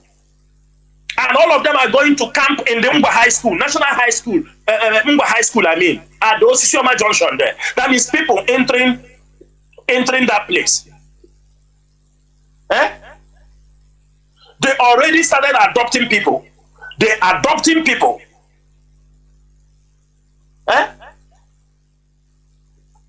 There is a woman, they adopted a 64-year-old woman. Somebody went to bail the woman. He saw the dehumanizing nature of what they are doing to Abia youth in Mba High School. And I urge the governor to go there. He must go there because we are not taking this nonsense. We are not taking it. I'm saying it this night. We are not taking it. We are not going to take it. Because if you people don't intervene in how they are dehumanizing our people, once and for all. That is what we want. Those evil politicians that engineering them, giving them to bring in people, telling them to do anything. If you people do not do the necessity to make sure they stop dehumanizing our people, our mothers, our brothers and sisters, look at all the Abia Junction. Look at Ohanze. Look at what they are doing in Omeka. Look at how they are arresting people all over. Look at what they are doing. And you people want us to keep silent? They want us to keep silent? We are not going to keep silent. They know, we know that. We are not those people that say every checkpoint we have 15,000 soldiers going to Israel. We are not those people. You people know. We don't back. We bite. Those who are putting seat at home, we charge them for treasonable. I know let us all run away because listen, Tinubu that is talking. Tinubu, you were in exile. Tinubu, were you not in exile? Nedeko, you don't know what you did in Yoruba land. You come now to say treason. You don't know. You think we have all forgotten? We don't know what you did in the West during the time of Nedeko. We don't know. Tinubu, were you not in exile? You're coming to tell us treason. I told you people that, look, one day we are going to be the elder. One day we will be that 60 years. One day we will be that 70 years. And we will pay most of you back the way you have done to our people. If we don't get you, we pay your family back. Because I know, Makachineke, if Biafra comes, there are many people from Nigeria, from the West, they're passing no grata inside Biafra land. Whether they like it or not. Because they are evil. They are evil. We'll make sure your grandchildren will never see that part of the world. They will be all blacklisted. Most of you, because all your fight is how do you suppress the Igbo man? How do you suppress a Biafran? Look at Seaport. You don't want Seaport to be functioning. If they talk about restructuring, you people are crying. They talk about regional, you are crying. If they make regional now, this South people and Southeast, we have a seaport where people will now be importing. Hey, Hausa people will be importing from Togo, from Benin, and this place will be cheaper for them. Nobody will import. No. Restructuring is not good because of seaport. To show you people don't want seaport. You people don't want international airlines to land, and I'm using this opportunity. You see, those are our businessmen, and everybody want to answer his name. Sometimes he say, "Oh, this airline is not coming to Enugu. This airline is not coming to Port Harcourt. They don't want to make." How many 5-star hotels are in Enugu? Because we are selfish. Don't you know? Before most international airline will be landing in your region, there are supposed to be at least 4 or 5 stars hotels. It's not all those hotels you build. Hotel Limited. Get a brand and international name. Bring a good hotel and put in your region. Everything you must not personalize it. And Sons. You don't want the company to be grow. Get those international hotels. Build them in your region. International airlines will be arriving. You don't expect Emirates, KLM, when they come, they want to. That is why even Ethiopia that is coming, he just drop people, he turn back. They won't lodge. Because where is the hotel? There is a standard for those things. Everybody try no hotel, that's all. Is that what hotel is meant for? Hotel is meant for bigger than those things you people are doing.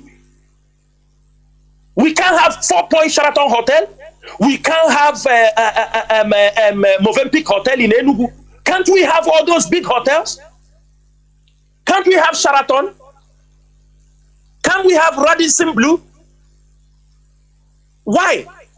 Even ordinary Best Western hotels. Can't we have? It is franchise. You buy the franchise and build it. What is the problem? Jesus is Lord Hotel. Why not buy a franchise? You pay as you pay for franchise, as you are buying franchise for churches. Why can't you buy for international hotels, the brand, and pay them and use the name and bring investment in your region? You want Emirates to land in Enugu, there is no hotel. You want Qatar Airways to land, there is no hotel. You just 5x5 hotel room, you never make a noise. I don't know hotel. You think they will come to lodge there? There is standard for most of these things. And we ask our people, even those who call themselves rich people in a business, go and build those things. It is for your own good, for the good of the region.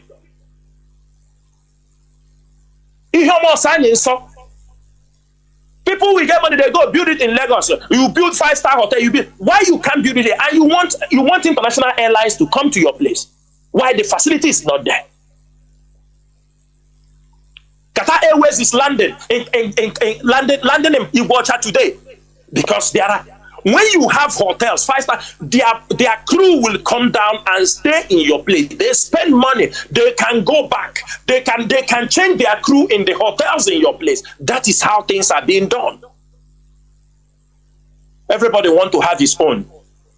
Nkemu. Na my own. So that you don't look at things that will benefit the region. You don't want. That is why if we own a business, when we die, the business die with us. When somebody will hear ABC Motors, money has no master. Why those business don't last? When you die because you never open your mind. Which business in our place you will say now they have 50 years. 50 years lifeline. Any business? No business. 50 years. No one. Even when we are small, all those foreign companies, Leventis, all those of Bata, they have all gone. They've all gone. PZ, Patterson Zakonist, all these things, no one, we are keeping nothing. I think it's time, Mazi, we change our approach. It's time all of us must know what we are doing. It's time everybody must rise up and do the right thing. Nobody's going to do it for us.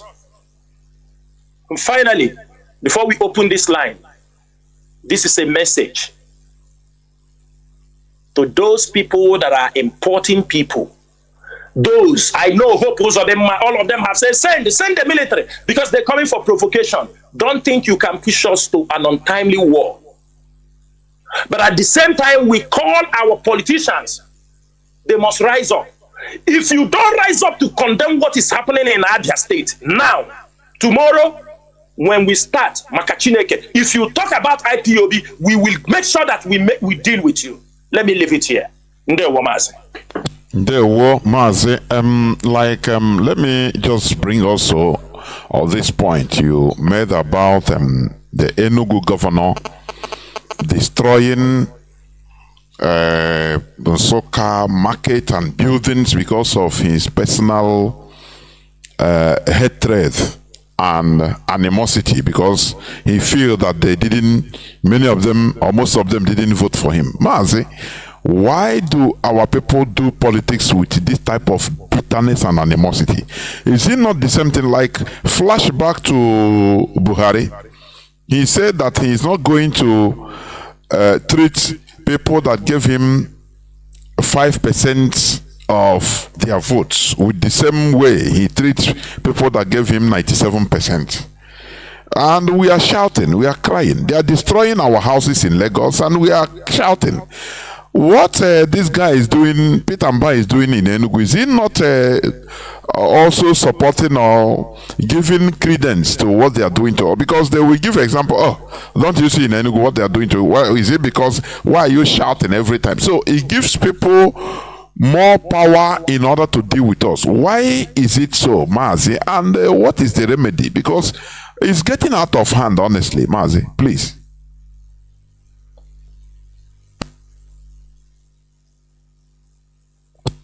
Mazi, can you hear me? Mazi, they said, do you understand me? Desperate diseases require desperate remedy. There is no solution than to confront these evil politicians. There is no solution. There is no solution that give these politicians sleepless night. If you are waiting, because these guys, anytime they have taken that oath of office, signed the Makaban agreement by the Fulanis, Mazi, everything they do is to impress those that put them in power. It's very simple. I have not seen a man that came into power. The same thing our people are crying in Lagos, demolition, demolition, demolition. Mazi, there is nothing wrong to demolish a place and build. There are many land Mazi, you can't come now and start demolishing Aba without providing a place. You know, that's why many places you see some depleted buildings that you're supposed to rebuild. But before you ask people in that place, you build a place and people move. People move gradually. People move. You try to renovate. If it's a market, Mazi, I have seen, even in this country where we reside, you see an old market. While the market is going on, they are renovating it, building it, either expanding it. You will see on top of that one, when they finish, you will see, they will say, this line, you are going to close, we have a job. And they will be very speedy about it. Mazi, what they are doing is just a politics of vendetta. If it is you used to say, they want to come in and deal with the next opponent. Most of them have been indoctrinated by the Nigerian hate, to hate your own people. Mazi, it's just like, it's not an advising you how to treat your own people. What do you think you can get? Themselves, they don't treat themselves good. Their children, they don't allow them to go to school. They like that feudal system of government where everybody should not know anything. They must always be under them. In that case, you don't expect anything good from them. I think you know that. So the same thing, most of our people, you find that some of our people, before they become a governor, all their life, all their businesses, they are indoctrinated by the Northerners. They gave the opportunity. They stay where their people are being demonized. And that is the kind of people these people want them to be in power. When they are in power, that's all they need. They want to impress them. They don't want to impress their own people. They want, if you come to the high class, the elites in Nigeria, all of them belong to. They can agree and disagree, but they come together because they are at the top of the chair. They don't care about people below. They don't care. There are enough land to build things in this city. There are enough land to do many things. But they are not looking at those things because they are being advised, they are being indoctrinated by people that controls them. So what do you expect? They can't do because they need those people. Especially you see like this Mba. He need to please the Northerners before, so that he know in the next 4 years that he will be in power. You know that. So it's very, very important that they don't disappoint those who brought them to power.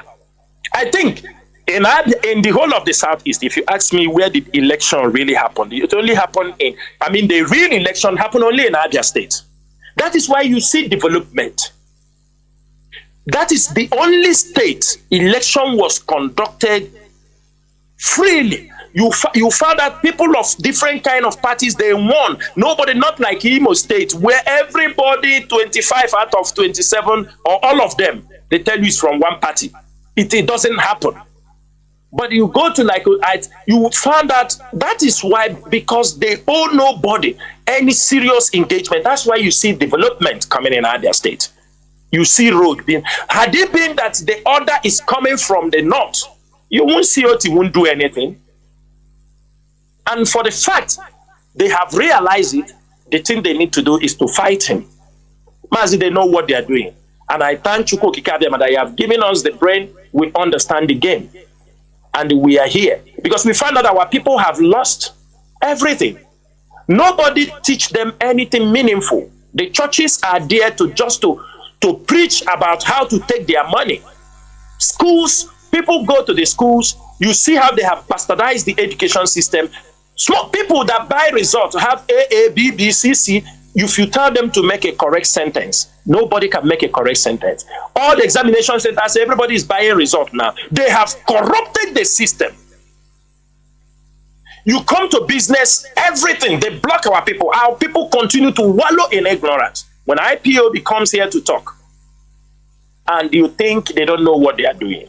They know what they are doing, and we also know what we're doing. We are here, and we are not going anywhere. until we make sure Biafra is restored. Mazi. Ndewo. Mazi, before we open the lines, there are these things I want you to address, please, just quickly. Because we have been getting reports in our land about this, if people are renting house, about the very wicked system. If a house, a landlord gives you a house for example, 500,000 naira or 300,000 naira, now the commission, people that the intermediaries will also tell you a goji.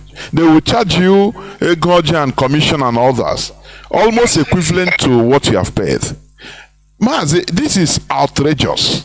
They are not even taking, say, okay, 10%, you're just small percentage. People are cost people, and it is rendering many of our people into difficulties without, that are undescribable.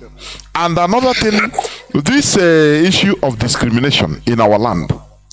When somebody wants to rent a house, they will say, he's from Abakaliki. No, Mazi, what is our land turning into? Whereas we will be shouting, they are discriminating against us in Lagos. They are discriminating against people. When we come to our land, our own land, we continue doing the same thing that we are shouting outside. Mazi, what is the rationale, please? Please, in few minutes. Mazi Biko. Mazi, I will tell you, that is the wickedness of a man. And that is the greedy way. Sometimes we don't believe that the war had effect on our people, especially our fathers and some of our grandfathers who are still alive.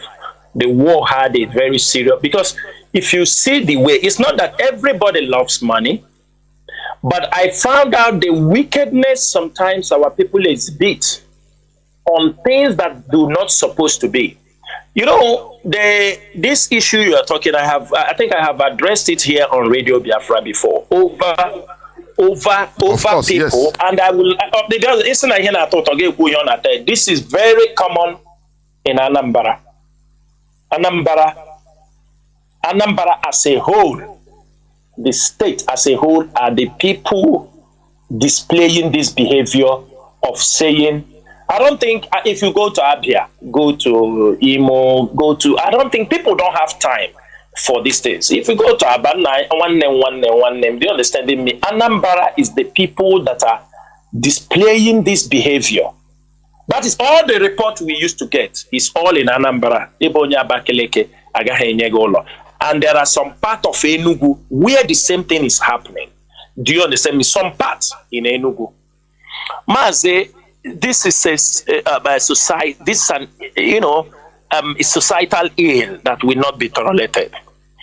We have said this thing: you cannot discriminate in Biafra land, because these are the things they have used in dividing us. They don't know where that thing can lead. If we don't take charge of this problem, Mazi, it will turn out to be a different thing in Igbo land.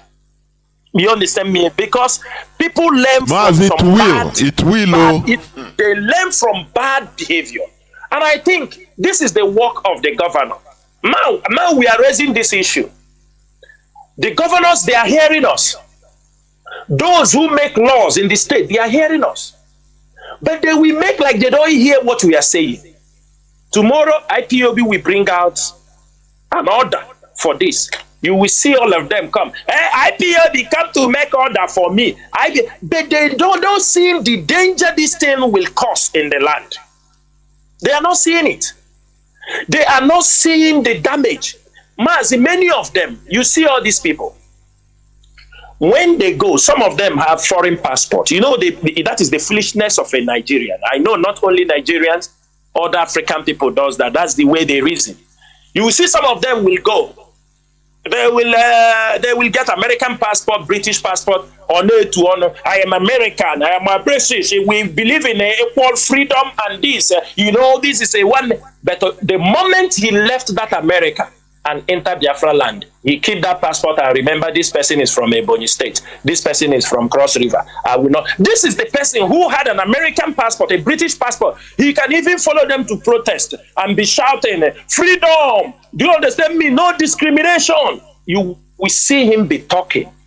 But the moment he step his foot in Africa, they dump the passport.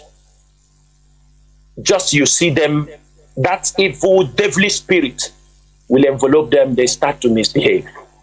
They will never remember again about the color.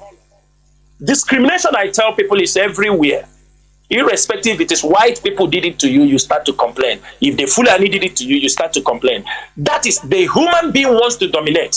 Then when you come to your, even in the Arab, everybody discriminates. Everybody, do you understand me? They discriminate. And at the end of the day, what will happen? They tell you, oh, they did this to us. They did this. Mazi, we are not going to accept it. And we will continue to speak out against it. When the time comes, when we found out that we are not making any positive impact on it, then IPOB will enact an order. I'm just saying it now so that they will hear. People should write today's date that now we are calling the governors. We should stop identifying people. We should stop this nonsense.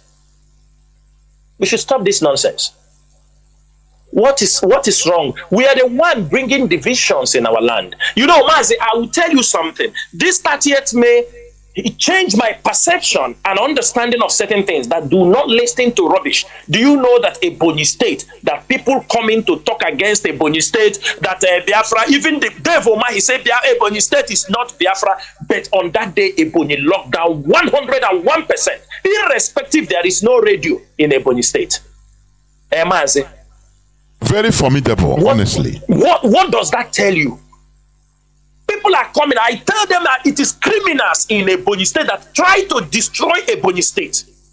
The criminals that they are using, importing criminals, some criminals from Ebonyi State to Imo State, to Anambra, and those things continue. People continue to develop that disliking from Ebonyi State, because these criminals that they were importing, you see some of them speaking, you know, with that particular dialect from that side. They want to use it to cause a rift.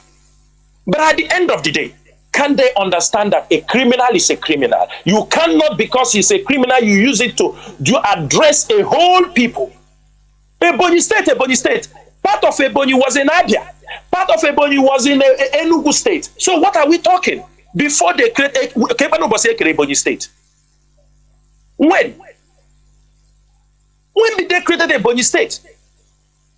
Because our people, all these places on it, all of them were in Abia State. Obonayon, was he not the first governor of Abia State? He's from our people. Or Hozara. Were they not in Abia State before? Now divided, you just give them a name and start to try to put a whole tribe in a very bad spot. Mas, it will not be accepted. It will not be accepted. And I'm sure Dave Omahi that said, Ebonyi is not part of Biafra. He have seen it on 30th May. It's all these statements that some of these myopic leaders are saying because they want to impress somebody. That is why the common people, they will stick on those little things and start to discriminate people. And we are not going to support that. Again, you talk about this, Mazi, you know, in life, you know, the middleman. When we read history, we understand that why slave trade endure for a very long time and make the business very lucrative. And those who fought so that the business will never stop are the middlemen.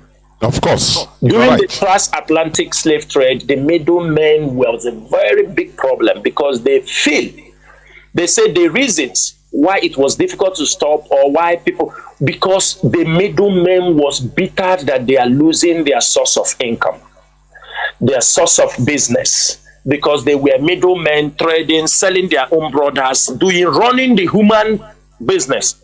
Today they will call it human trafficking. You understand me? Mazi, the middleman is a very big obstacle in every society. It is something we have to be very, very strategic.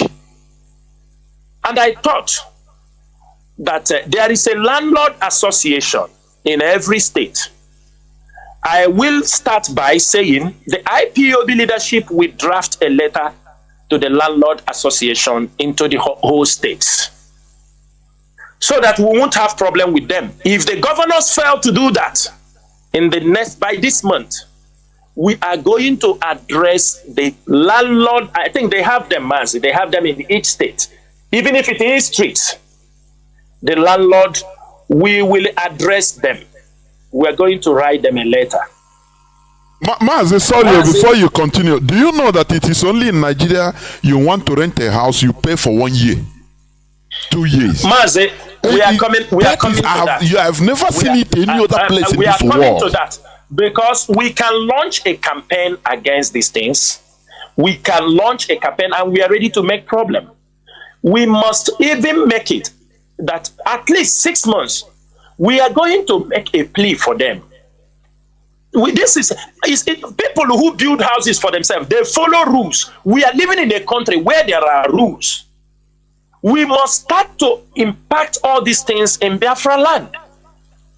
But I'm telling you one thing, we are going to write to the landlord in Biafra land. We will ask them to desist from this behavior.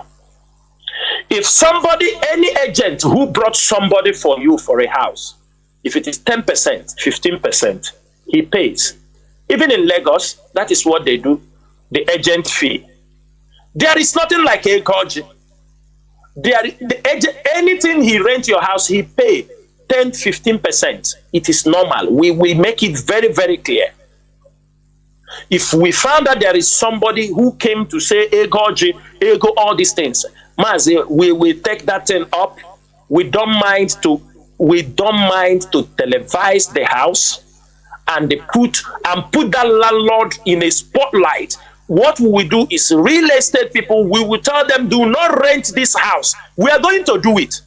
We will put it in social media, make sure that the world knows this particular address. These people behave this way, these people behave this way.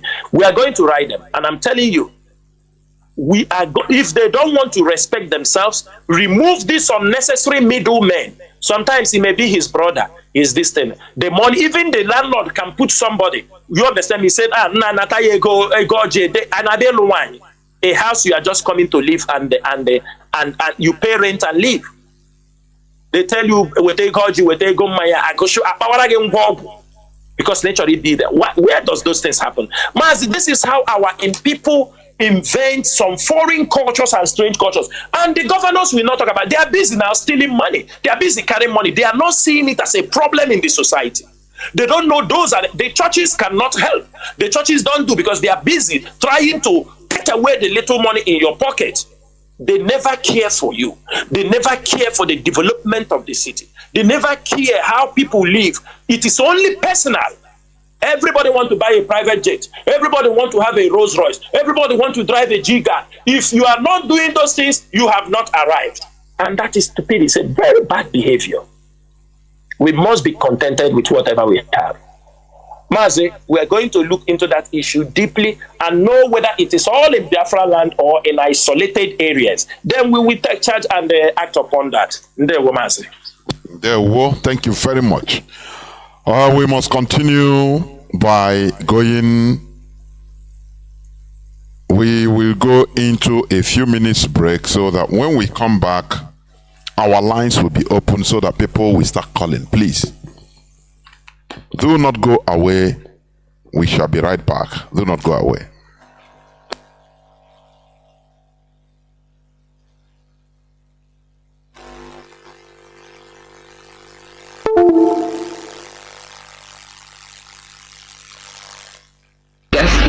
Where the shooting.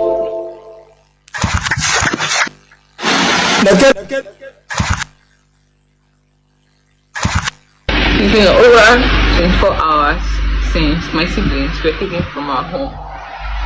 We stay around Obikabia Junction, Abia State, where the shooting happened 2 days ago. Yesterday by 5 a.m., some soldiers broke into our house. They broke our gates. they broke our doors, and they went in and took my siblings. They made my sick dad, my dad is in his 70s, and that's the only reason they didn't take him. They made my sick dad sit in a very unhealthy position that even after they left, when he called me, he was telling me that he feels really sick, that they've taken everybody and his body is hurting. I'm a doctor working in Lut, so I'm not in Abia State right now. I'm in Lagos. I work at Lut. My siblings, I've not heard from them. We've been trying our best to try and reach them. Nobody's giving us any tangible information. My mom doesn't work in Abba, so she had to go all the way from Umuahia to Abba yesterday. But they didn't even let her see them. She didn't get to see them. We don't know if they're even alive. We don't know how they are coping. We don't know the kind of inhuman treatment they are going through. My brother is a child. He's just tall. He's a child. He's 15. Please, children are not supposed to be subjected to this kind of inhuman treatment. How is my brother expected to? It's been over 24 hours since my siblings were taken from our home. We stay around Obikabia Junction, Abia State, where the shooting happened 2 days ago. Yesterday by 5 a.m., some soldiers broke into our house. They broke our gates, they broke our doors, and they went in and took my siblings. They made my sick dad, my dad is in his 70s, and that's the only reason they didn't take him. They made my sick dad sit in a very unhealthy position that even after they left, when he called me, he was telling me that he feels really sick, that they've taken everybody and his body is hurting. I'm a doctor working in Lut, so I'm not in Abia State right now. I'm in Lagos. I work at Lut. My siblings, I've not heard from them. We've been trying our best to try and reach them. Nobody's giving us any tangible information. My mom doesn't work in Abba, so she had to go all the way from Umuahia to Abba yesterday. But they didn't even let her see them. She didn't get to see them. We don't know if they're even alive. We don't know how they are coping. We don't know the kind of inhuman treatment they are going through. My brother is a child. He's just tall. He's a child. He's 15. Please, children are not supposed to be subjected to this kind of inhuman treatment. How is my brother expected to? It's been over 24 hours since my siblings were taken from our home. We stay around Obikabia Junction, Abia State, where the shooting happened 2 days ago. Yesterday by 5 a.m., some soldiers broke into our house. They broke our gates, they broke our doors, and they went in and took my siblings. They made my sick dad, my dad is in his 70s, and that's the only reason they didn't take him. They made my sick dad sit in a very unhealthy position that even after they left, when he called me, he was telling me that he feels really sick, that they've taken everybody and his body is hurting. I'm a doctor working in Lut, so I'm not in Abia State right now. I'm in Lagos. I work at Lut. My siblings, I've not heard from them. We've been trying our best to try and reach them. Nobody's giving us any tangible information. My mom doesn't work in Abba, so she had to go all the way from Umuahia to Abba yesterday. But they didn't even let her see them. She didn't get to see them. We don't know if they're even alive. We don't know how they are coping. We don't know the kind of inhuman treatment they are going through. My brother is a child. He's just tall. He's a child. He's 15. Please, children are not supposed to be subjected to this kind of inhuman treatment. How is my brother expected to? It's been over 24 hours since my siblings were taken from our home. We stay around Obikabia Junction, Abia State, where the shooting happened 2 days ago. Yesterday by 5 a.m., some soldiers broke into our house. They broke our gates, they broke our doors, and they went in and took my siblings. They made my sick dad, my dad is in his 70s, and that's the only reason they didn't take him. They made my sick dad sit in a very unhealthy position that even after they left, when he called me, he was telling me that he feels really sick, that they've taken everybody and his body is hurting. I'm a doctor working in Lut, so I'm not in Abia State right now. I'm in Lagos. I work at Lut. My siblings, I've not heard from them. We've been trying our best to try and reach them. Nobody's giving us any tangible information. My mom doesn't work in Abia, so she had to go all the way from Umuahia to Abia yesterday. But they didn't even let her see them. She didn't get to see them. We don't know if they're even alive. We don't know how they are coping. We don't know the kind of inhuman treatment they are going through. My brother is a child. He's just tall. He's a child. He's 15. Please. Welcome back. This is Radio Biafra HAUSA-SERVICE coming to you through Radio Biafra London. My name remains Mazi Chinedu from Alu province of Biafra London. We are here live and direct with Mazi Chinasa Nworu, a member of the Directorate of Taste and our General Grand Officer Commanding. Today is the 4th day of June 2024. Therefore, we are live and direct. Our lines are now open. Please, if you can, you allow people that has questions to ask first. Please, if we can. I don't know when it can happen. When I before tupu and also na batabiko.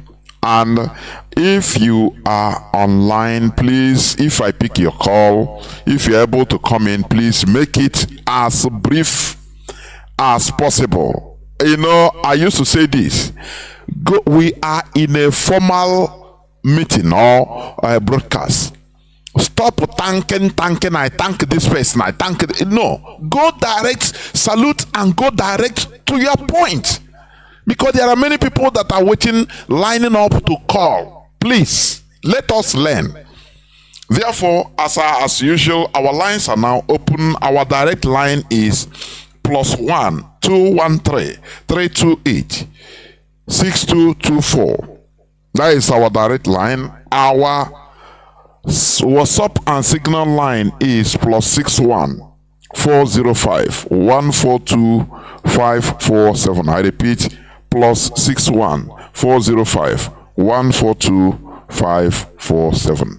Let me go direct first of all to please those that are on Signal and WhatsApp. Hold on, let me go to caller on direct line first. Caller on direct line. Please go on. Just hold on. Mazi. Hold on. Let me connect you. Hold on.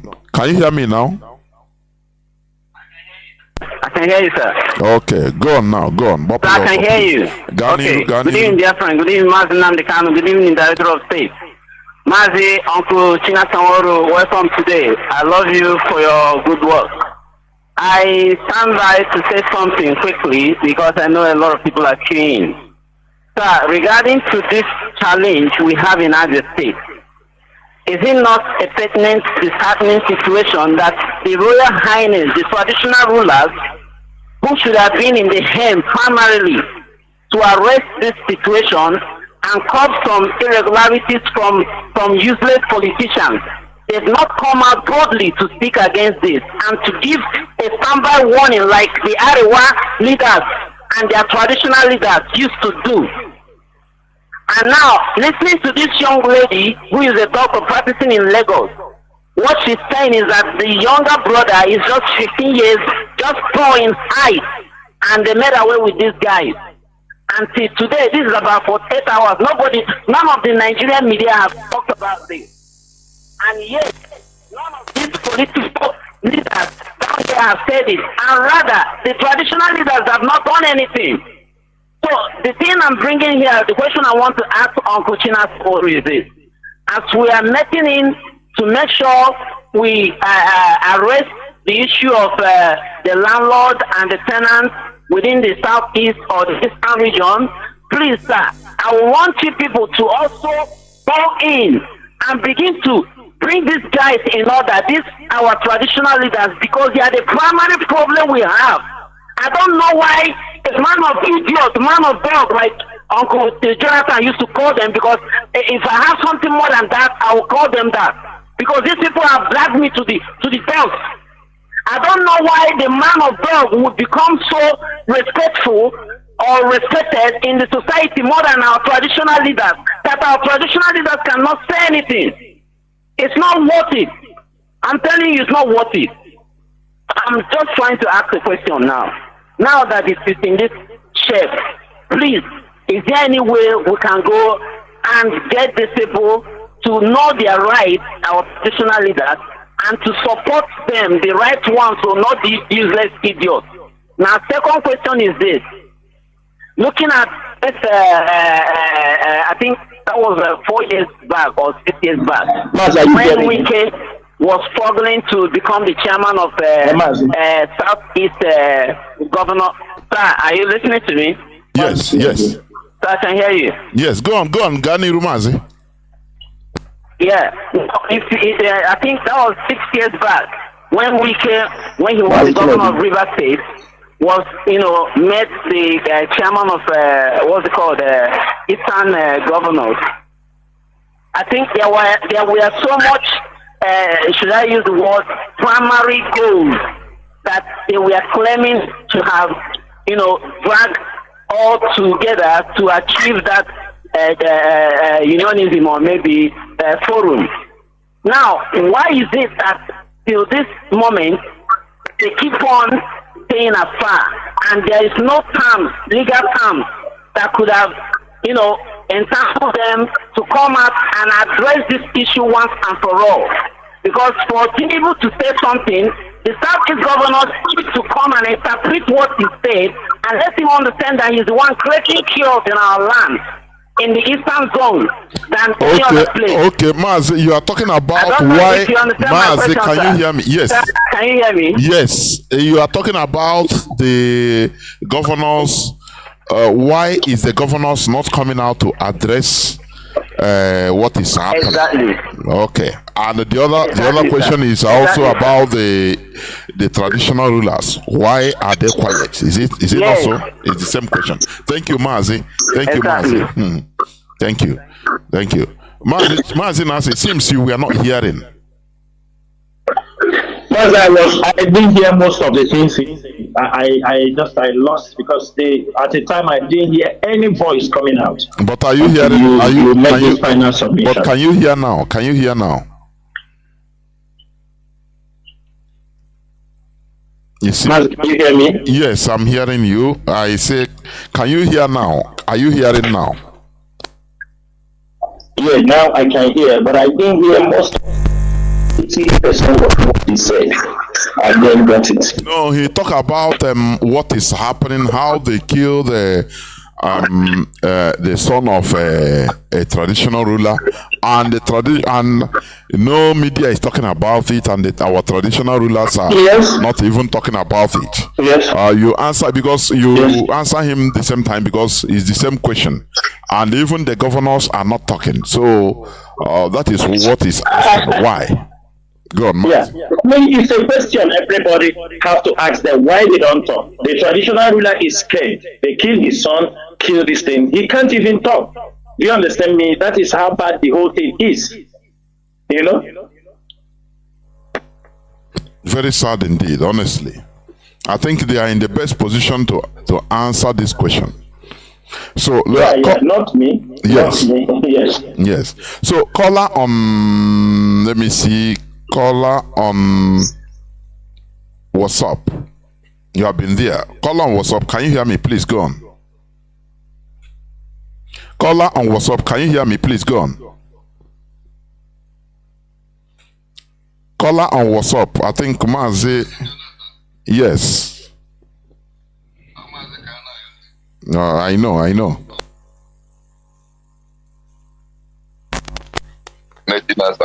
Mazi Nasa, na no hear neku now. Mazi, I can hear him. Okay. Mazi na yo Ganiru. So the talk and chole uzi number 1 owo ihe amelu mbosi I mbosi sita to home. Onwe ka ndo ba isi ama. Mbosi 30th Mazi I na correct this thing. Here our 30th May. Yeah, 30th May. Sita to home just ka m brief du obere okwu na ntụtụ ya ajụjụ na ihe anyị eme ndị akpụrụ that day. Ndị akpụrụ that day after that 30th May 31st ka ndị amị bịara na that side ebe ahụ na-akwụsị ma ndị na-aga alụ onwe ha abịa ma ndị na-aga n'ụzọ n'abalị n'ụlọ onwe ndị eyiri efe onwe ndị kwụ n'iro apụtachi aka kpọkọrọ almost 50 people abụcha trọk ha wee bịa and o doo ha anya na ọ bụrụ ndị a bụ ndị mere ife ma ọ gbagbuo ndị polisi ebe ahụ gbagburu ndị amị o doo ha anya na ihe niile ha kwụ ebe ahụ ndị na-aga alụ onwe ha. Kedu ụdị Nigerian gọọmenti dị ya? Kedu ụdị gọọmenti dị ebe anụnwa? Nke anụnwa bụ ihe nchọgodo ka ọ kụwala ya.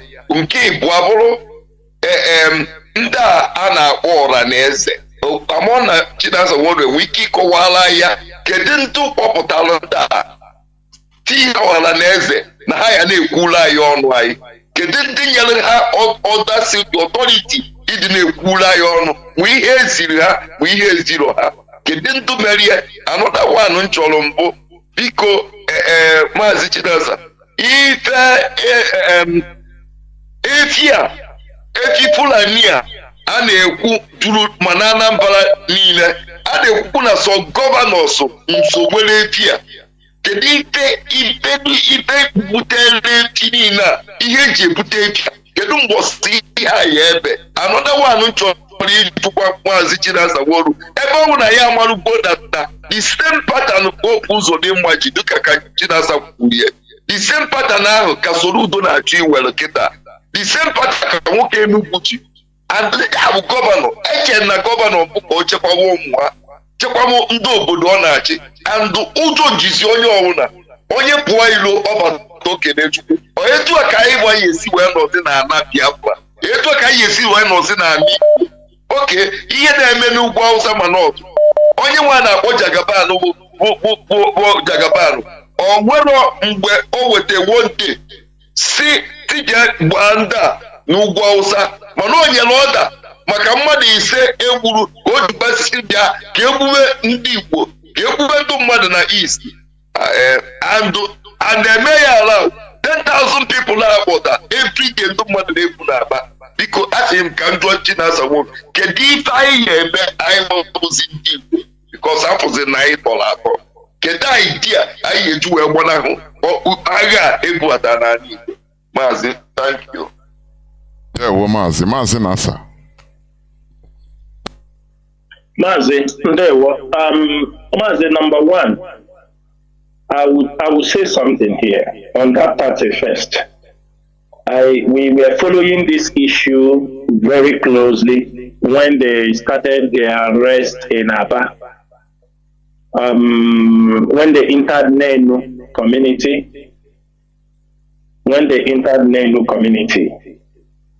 took the traditional ruler, took many people from that community. As we mount pressure, as we are raising alarm, one thing is this: our people don't listen. When on that day when this thing happened, I wrote on Facebook, I said to our people, I said, can we focus on our 30th May? What happened in Abia is a distraction, at least for that day, so that the following day we handle the issue, because we know they want to make sure that people don't talk about the success of the 30th May. Now, on that day when they started their arrest, as we are also screaming, everybody have to participate. Not only the leadership should talk. We must, like the way we go on social media, we create the awareness. Later on that day, we got a report that the traditional ruler of Nenu was later released and many other people they arrested from that community. Mazi, you know, in Nigeria, there is something I used to tell our people. Sometimes when we are making arguments, I say, we must not do something because the Northerners do it this way, or we are not them. As in okay, so ngwere man mire macho okay, ogaha mire kocha ngwere ngwere onaha okay. Many things that we do, our people want to equate themselves with the Northerners, but they forget that we are not treated in the same way. Our people don't understand these things. I haven't seen where these people went, maybe even they kill northerners, kill military. I haven't seen where they go in on rampage, arrest people, bring in the military to carry. I think they were showing it is the Igbo people they kill, Igbo people they kill, Igbo people they kill. It is our brothers they kill, and they use it. They didn't use HAUSA people. It is HAUSA people used to block our roads, but they didn't use them. Now, Mazi, what has happened? We cannot determine the number of people these people have picked or have adopted or have arrested, because the arrest is going on even till now as I'm talking to you. Therefore, what we do is to keep the records. What is happening? Because as they are adopting and people are being released, they are also releasing, they are adopting more. You cannot be certain. But only when families, like as you see that our sister, that is why when you hear something, when you get some videos, some attentions, you don't just watch it and leave it. You have to bring it out to the social media. Somebody may pick it up from there. Many people, when they send something for them in WhatsApp, after they watch it, they stop there. They say I have seen it. But you don't know the moment you share it, you can save life. Like we have brought the issue of that our sister, because she raised alarm for his siblings, and there are people that have been killed. We will continue to show their pictures, show the world just what the havoc Nigerian government is causing in that place. First, we need to ask, which peacekeeping are they there for? Was there a problem in Abia State? No. So which peace? That is the language we must ask them to first be able to explain what he means that they were on peacekeeping. So it's very, very important that we follow these things up. We cannot say now, what our people are saying, I have said it here, because they are arresting. What I have said, what I said. The politicians, if they want to talk, they talk. But if they keep silent, and this adoption is going on, this kidnapping is going on, we are going to retaliate. I'm saying it very clearly. We will retaliate. And when we retaliate, if any of them raise their mouth to talk, we will come after that person that raised, because that means they are those supporting these people to come and militarize our place. I have said it here now, that they continue this way if they don't intervene to stop this adoption and killing and torture and rape against our people. I am saying it now that we are going to retaliate. And when we retaliate, if any Igbo man raise up to talk rubbish, we will come after that man. We will know he is one of the people emboldening, giving these people the leverage to do what they are doing in our land. I'm saying it. People should warn Benjamin Carlo, because that is what we are going to do. If they continue in this way, we will retaliate. Nobody can stop it. Nobody can stop it. Whether they like it or they don't like it, they cannot come into our land and continue to kill people. People expect us to keep silent. We will retaliate. ESM will leave the bush and retaliate on behalf of Biafrans that they are attacking. That is what I will say. We will retaliate. They should know. It's not they cannot do that thing and go scot-free. In Biafra land, they kill their own people, they use it to invade our land, they use it. We will retaliate. But they won't tell us that we will retaliate. That is for sure. They must know that. I am saying it, and it is going to happen. Secondly, Mazi, you are talking about Ohaneze. Who make Ohaneze? How will people, these are not questions. Because when there are questions you ask, sometimes I will call it, maybe you are not expecting an answer. You don't ask me who form Ohaneze. Everybody knows the role of Ohaneze, what they have been doing. I don't know how they form Ohaneze. I don't know the role they are playing. The only role very clear for me that I know, I found out that Ohaneze is a tool. It's an organization created by the Fulani Janjaweed, being used to divide the Igbo people in that eastern region.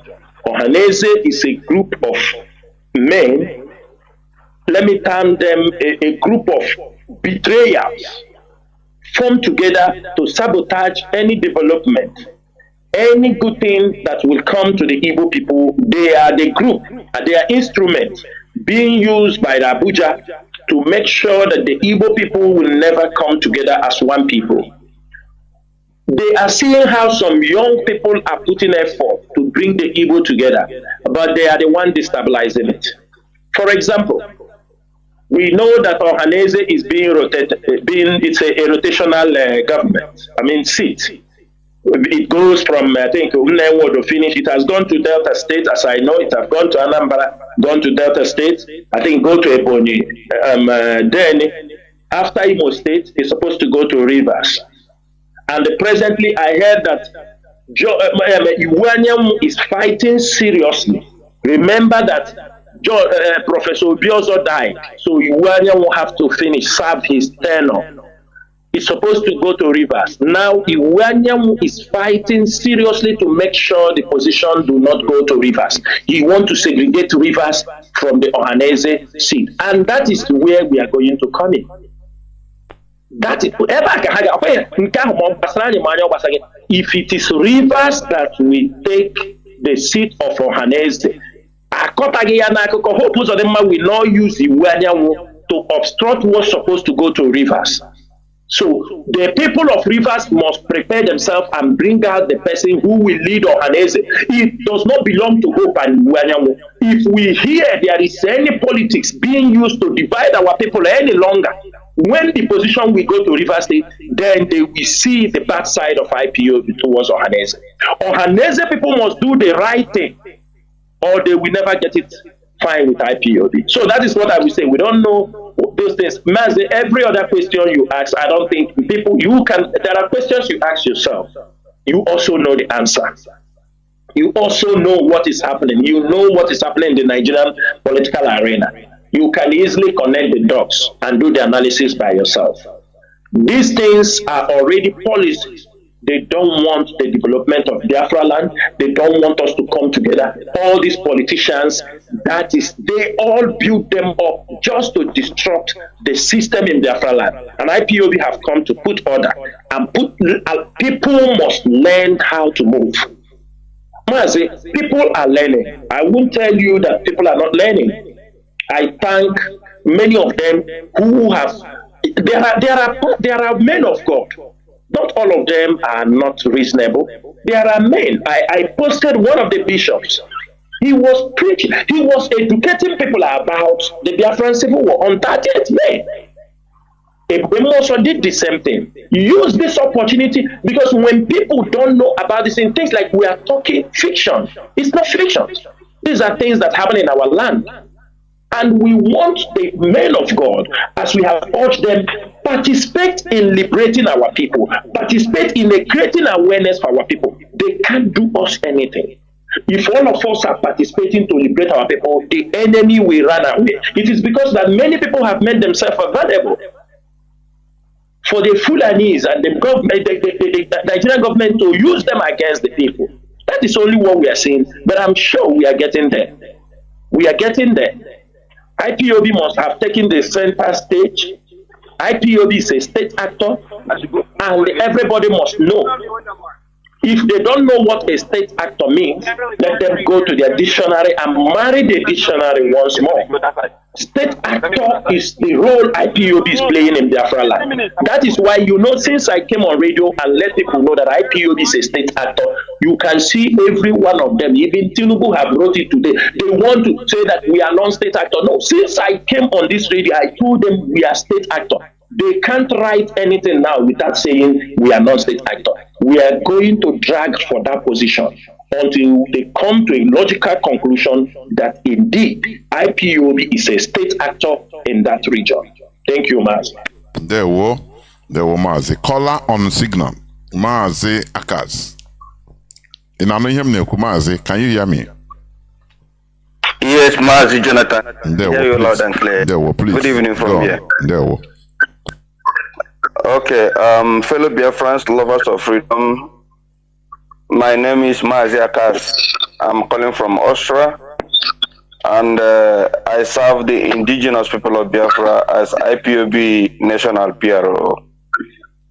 Mazi Chinasa Nworu, just the way our leader used to call you, Agune Chamber, and IPOB worldwide is proud of you. Is proud of the GOS, headed by Mazi Chinedu and all the lieutenants doing great. And we must continue to back you people up because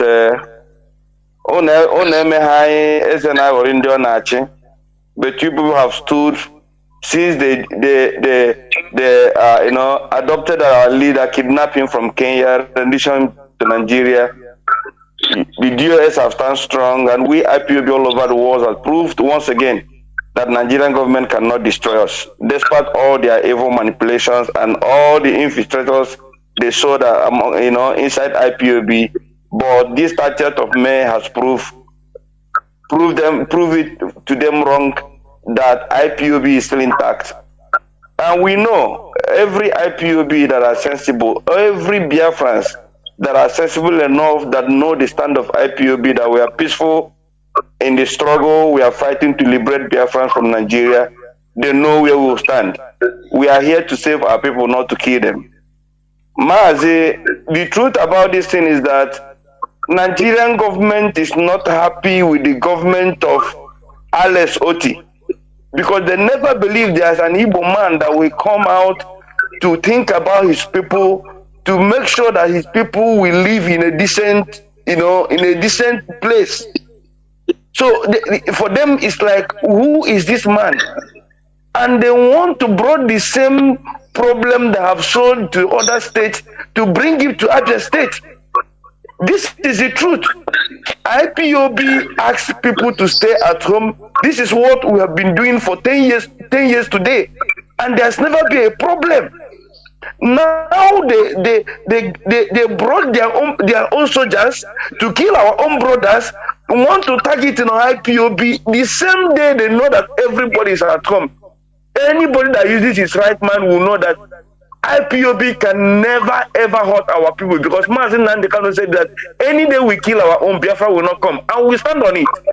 We are here to protect our people. So what we are saying here is that people should know that they want to bring insecurity in Abia state, and Biafrans, we are not going to allow these people to do this. We are not going to allow Oti's government to suffer this thing, because they saw the statement Oti wrote concerning the sit at home, and they were not happy with him. To begin to back like an Enugu state governor, IPOB cannot put it at home here. Sometimes we begin to ask, where are these people coming from? But the truth is that even Mazi, I read when I saw that even the same criminal army stopped Senator Baribe, detain him from hours. He was going to Beria. They detain him for hours, even going and coming back. They detain him, a senator of Nigeria, which they cannot do to any other senator in the north. And when Abaribe want to relate this matter to the governor is trying to tell him, calm down. When he spoke, they just want to put fear in this man so that this man will stop the good thing he's doing in Abia state. And it is a duty of every Igbo people. All of us must join this man, stay at his back to make sure we guide him. Because India actually human are Igbo. Even all these governors, they are ashamed of themselves. That a man will have the mind to develop which is the duty why we voted for him. So, Mazi Chinasa Nworu, please, my brother, I want to ask you a question. What can we do to make sure that IPOB protect Alex Oti, because they want to humiliate this man? Even when they call the army chiefs and the head of the police, trying to tell them, you people should wait. I want to investigate to know chief of army, the head of army in Abia said in front of a governor, telling him that what he's saying he cannot take it, that he's going to deal with the people. A whole governor, army is disobeying what a governor is telling him in our own land. So you see, they want to humiliate this man. Mazi Chinasa, please, what can we do to make sure that we back this man up so that they will not humiliate him the way they used to humiliate other governors. And whether we should go and to make sure he do the right thing, the damage control, he used our leader, Mazi Chinasa, to say that Mazi Chinasa is against that. If Mazi Chinasa can leave IPOB, who is going to save him? Who? The power, the most of Mazi Chinasa, the only most of Mazi Chinasa can have today that the whole world is respecting him and the zoo is afraid of him is IPOB. We are waiting for one to go and make sure he go to the same channel to go and do that damage control he makes for himself that Mazi Chinasa said he's not with IPOB. Mazi, thank you for giving me this opportunity. May God bless you. Mazi Chinasa. Yes, Mazi, thank you, Mazi Akas. There is something I want to say. That's what the most important from all you said is about Abia State. You say the military. Mazi, I can tell you there was a governor, I'm not going to mention his name, when most of our people were being adopted. And we show evidence how our people were being adopted. There was also a police commissioner. Evidence were shown to him how our people were adopted in that state. Many people were missing. We try to ask, why you are the governor? And I can tell you this governor make a move, not this current governors. He make a move to say, even the commissioner of police at that time in that state, he said, yes, I am aware these people were adopted. But we have asked the military to release these people to us. The military refused. I mean, even if a commissioner of police, he said these people were adopted wrongly. We found out the governor told one of them, the same thing you see they said to OT, the military told him he will not, in his state, he told him he will not listen to him, only Abuja will give him order to obey. So why I want to say this thing is to show you the position most of the governors are in with the military that is coming from Abuja. They don't take instructions from the governors. That's why sometimes the governors did certain things happen in the state, the governors cannot even talk. But our problem is not whether the governor talk or not. The problem is that when those things happen, you see some Igbo governors, Igbo politicians who are scavenging in Abuja, using those things to become relevant. You see them talking about it, trying to poke the governor or poke anybody. You see, as this thing happened, you know, I can tell you one of the reasons they came against OT is because I think OT tried to be neutral. They want him to start a fight with IPOB because he said, I'm not going to engage these agitators on the 30th May. A reasonable person can think in that way. That is facing the reality. Abba is known for the struggle mentality, for the Biafran ideology, even during the time of Dimogojuku. Now, because of the comment that I'm not going to, and he knows it's one day, what we are asking is something anybody can understand. Now, just one day, you see how they turn the one day now to become, trying to turn about war zone. Have you seen it? Have you seen it? Now, Mazi, we are not going to talk, because if you talk about OT now, they will say, I told you earlier here, some politicians already, we don't have anything to do with OT. What matters us is the welfare of the Biafran people. We are not working with OT. But as in if OT respects the Biafran people, we respect him. If you respect our ideology that we have right for self-determination, we respect you. We don't counter them for things that are not for the benefit of our people.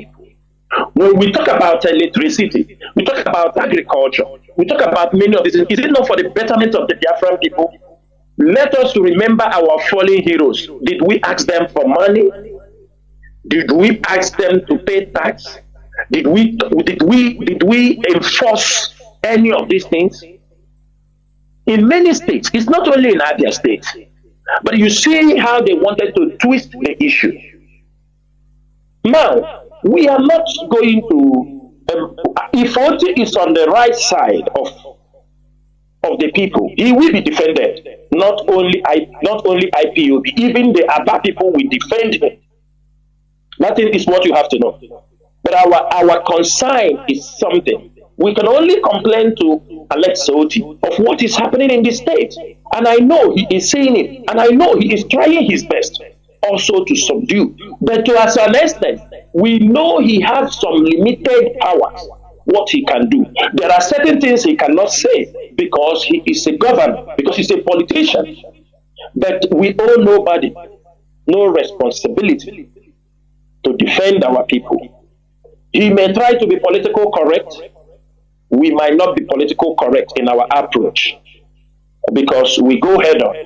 So, in as much as Oti is doing the right thing, the common people in Biafra land, the masses will defend Oti. Where Oti cannot be able to do, or where he's being tied because of being a governor of a state, IPOB will step in. And that is why I said now, if they refuse to stop this adoption and torture of our people in Abia State, then IPOB will revenge. That is as simple as that. So, Oti, I think he's a people's governor. The people in Abia State love him. They love what he's doing. And I know the people of Abia and Abia State, they know how to defend their own. They will defend Oti if anything goes wrong. But for IPO, we have also a major role to play. We know they will like to intimidate him. We know they will like what they did to Abaribe. Look at what they did to Abaribe. They embarrassed him, asked him, pull him out from his car. This is embarrassing. Abaribe, because Abaribe was once a sympathizer of Mazi Nnamdi, of the struggle of Mazi Nnamdi Kanu. He took him on bed. They are looking for an opportunity. Will they do that? But they are allowing cattle, trucks that are carrying cattle, cows, to pass them. They never bring them down. This is opportunity. They are bringing weapons. Fulanis will carry truck with cars and they come and pass. And then we move. But they can stop a senator. After he have identified himself, they know this is Senator Enyinaya Baribe, but they have the audacity to pull him down, embarrass him, harass him, search his vehicle. I mean, it is more than that. It is more than that have come. As long as Tinubu have said, go and crush IPOB. My brother, we are not taking it lightly. It's a declaration of war against IPOB. That comment from Ahmed Tinubu to say with the military, they say we will strike. It is a declaration of war on IPOB, and every IPOB member must rise up. We must be on a full alert because Tinubu have declared war against the indigenous people of Biafra, and it is our duty to defend ourselves. Thank you, Mazi. There were. Caller on direct line, thank you for waiting. Caller on direct line, can you hear me? Please go on. Yeah, Mazi, good evening, sir. Is my voice coming out? Go on. If it's not coming out, I'll tell you. Go on. Okay. Dalo Mazi Chinasa Nworu Mechi from Canada. Biko, I told me kele makana ewekela debe. Mana okike gabagume. Biko, I want to ask just one question and kind of information. The question I want to ask now, what are we going to do to stop this false flag operation that is becoming a trend in Biafra land? We also saw how they killed Gulag in Imo State and used it as an excuse to invade Imo State today. We saw how they repeated the same act on our 30 days, our heroes and heroines celebration in Abia State, and they used the same opportunity to be invading Abia State, going into villages. You have said it all. So my question now, how can we stop this flag operation that is spreading like a wildfire in Imo State? That is question. Now, the information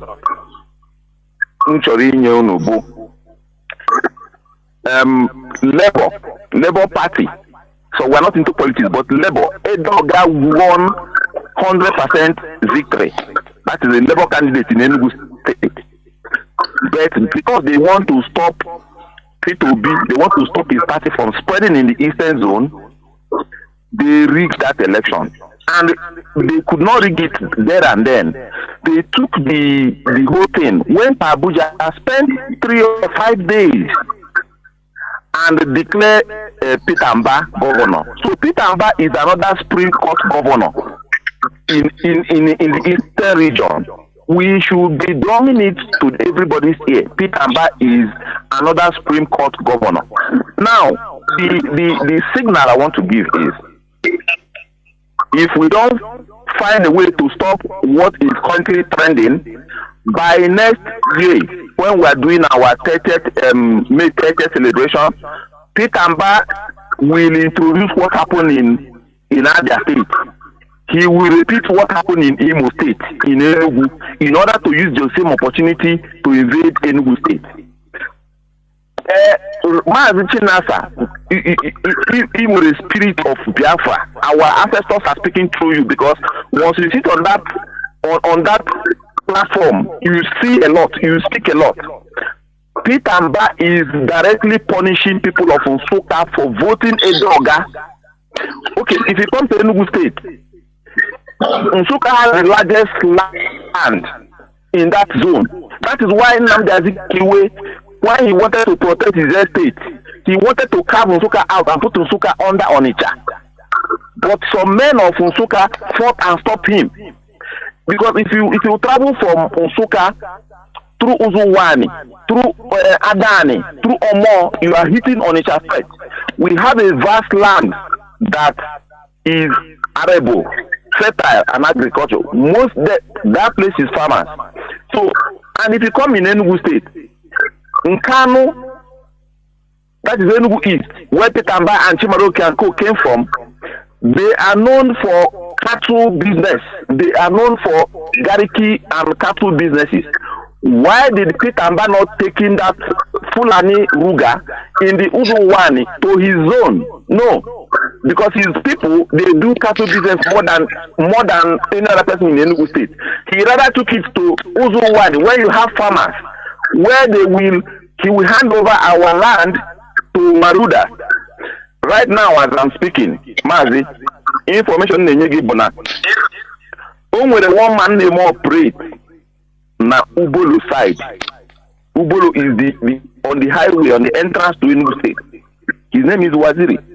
This man, he is conniving with Peter Mba, selling indigenous land to these foreigners. They should put them on check. If IPOB and all the indigenous people did not wake up by next year 30th of May, they will find something like what happened yesterday or a few days ago in Abia State, and do it in Enugu State, and use the opportunity to pump in military. So that is what I just want to say, Mazi. May God continue to bless you. Dalo. There were Mazi. There were. Mazi Chinasa, you want to say anything? What I want to say is, I have heard what he has said, and I want him to furnish us the name he called in those places, the people selling land in that places. I would like him to furnish us the information on those, so that the IPOB intelligence unit will go into full investigation on that matter, and the decisions will be made on how we handle such cases. That's what I want him to do for us. I hope he's listening, because he has cut off. Caller on WhatsApp. Mazi, please, can you hear me? Please go. I can hear you, Mazi Jonathan Chinedu. I greet you, Chineke, and I also greet our GOC, Mazi Chinasa Nworu. I remain Mazi Chinasa calling from United Arab Emirates. The genocide that Nigeria government is committing we innocent Biafrans on daily basis is unbearable. It's unbearable. What happened on 30th of May at Abia is the well game plan by the evil politicians in their land, which is HAUSA-SERVICE is their leader. They plan this so that they will use it to blackmail innocent IPOB. That is why they put our Biafra brothers that are serving them as a soldier on duty that very day. And also use a jeep with the Biafra flag with a Ojukwu picture. How on earth and intelligent people that want to carry their duty out we also use the identity to go and carry the duty out. Nigeria government is playing devilish game and a childish game also. HAUSA-SERVICE is aware, and the evil politicians in Biafra land, they are behind what happened in Abia. They want to destroy the good work of Nsoti. They want Nsoti to dance to their tune. They don't want any good thing in Biafra land. On daily basis, Boko Haram terrorists are killing soldiers, are killing Nigerian soldiers in the north. None of the northern citizens that we see Nigerian soldiers is harassing. None of them. But Nigerian soldiers are dying in the north in the hand of Boko Haram terrorists on daily basis. None of the northern citizens are being harassed. But they will commit this their devilish game, kill their own colleague, so that they will have an avenue to come into Biafra land and start killing innocent Biafrans. In Western world, when things like this happen, intelligent officers will do investigation, make sure they found where all those things came out. But Nigeria soldier and their politicians have made Biafra land where they would be committing genocide on daily basis, and it's unbearable. I want to tell you, Biafrans, that black people is not civilized in brain. Civilization is not only electricity or good running water or hospital or good road. No. Civilization in brain is very important. Africa is not civilized in brain. About 30% of black people only civilized in brain, but 70 to 8% is not civilized in brain. If black Africa is civilized in brain, especially in Nigeria, then we knew that Mazi Nnamdi Kanu come to save Africa from the bondage of West. Mazi Nnamdi Kanu came to save everybody in Nigeria, but because of they are not civilized in brain, they will not understand. They are greed and selfish. We never allow them. Thank you, Mazi. We have gotten your message. Thank you. Thank you. Please, you make your submission as brief as possible. Caller on signal. Can you hear me? Yes, Mazi Jonathan Chinedu. Udo chukwu kukabia maderege. Our General Chinasa Nworu, I greet you. Our ancestors speak through you, and they will give you the command you answer. We say the Biafra is our religion. People don't know what we mean. we are going to defend our land by ourselves, not other people. My name remains Mazi Chinasa. I'm calling from blessed land of Biafra. Biafra is our religion. On this Haro platform is where we worship. That God now known 1967 to 70. All Chukwu Kain Efe. Mazi Nnamdi Kanu Hamadike, one of Biafra land, is our leader. Mazi, there is this question I want to ask. In our quest, we swear an oath to restore Biafra for our unborn children so that they can live in peace. I want to ask, when are we going to stop to wait until something happening to us before we start defending ourselves? Two is, when we hear about planning in our land,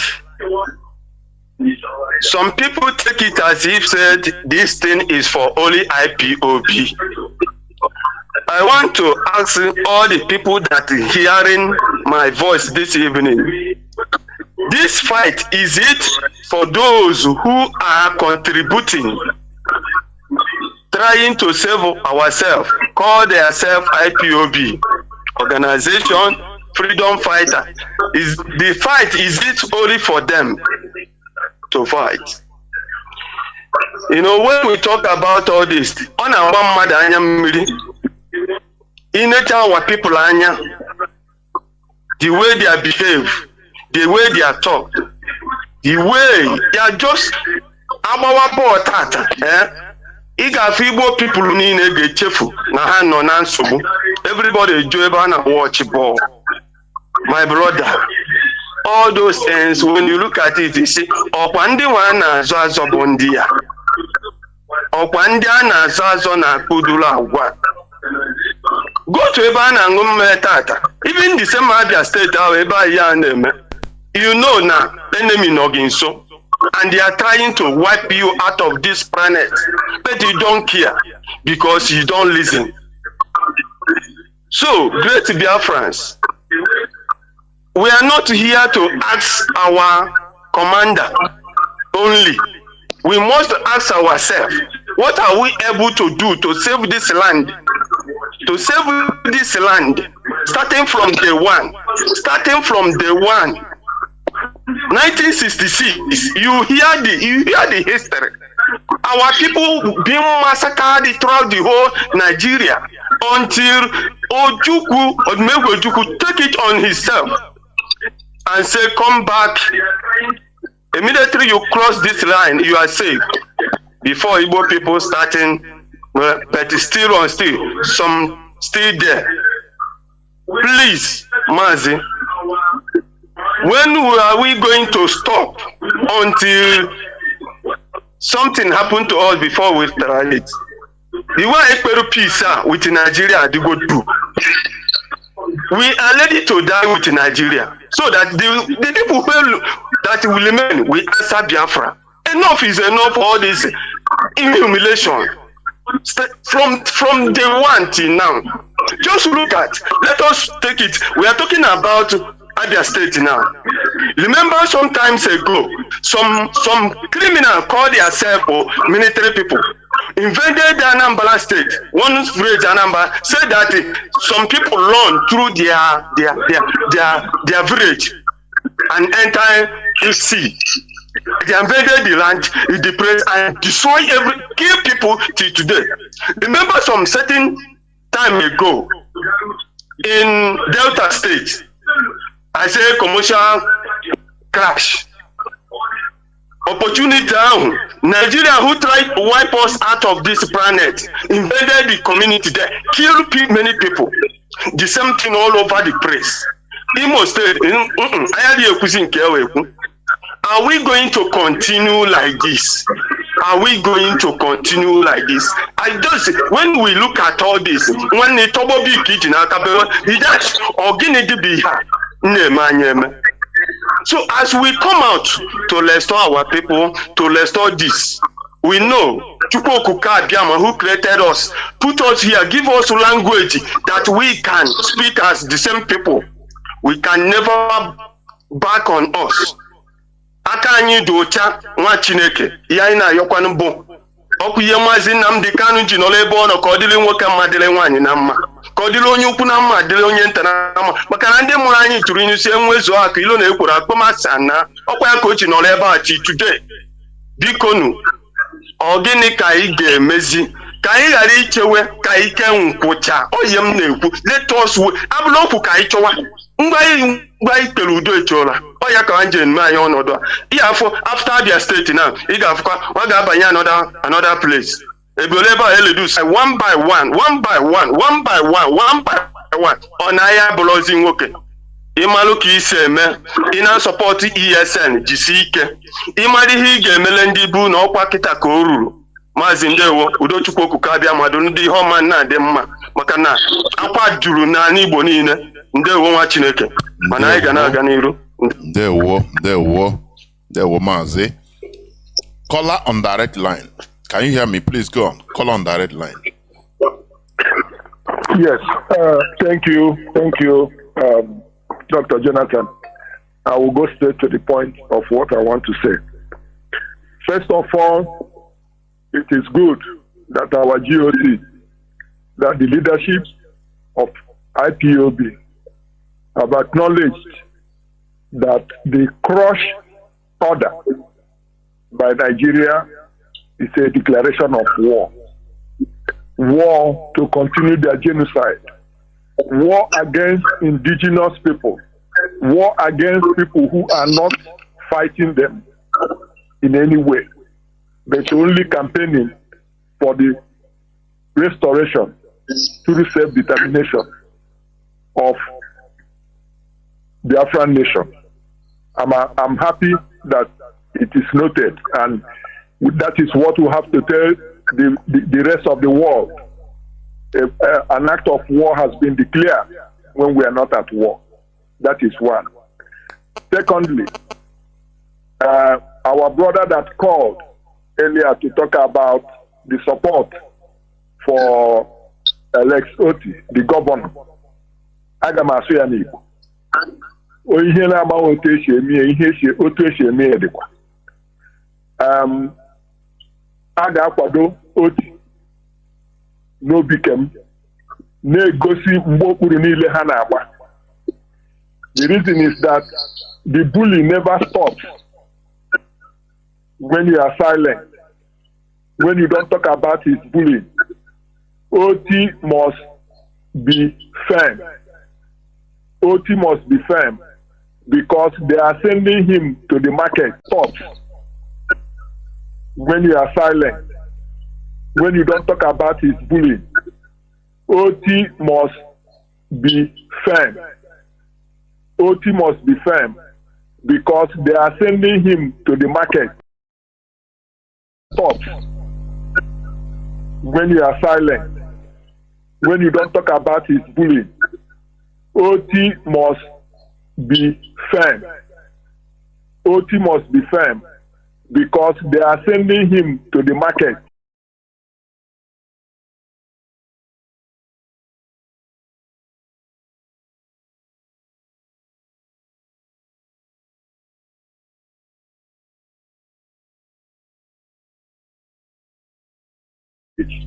Under democracy, Oti should compile, people working for Oti should compile that and present it as a case. It's not only Oti that they after. They after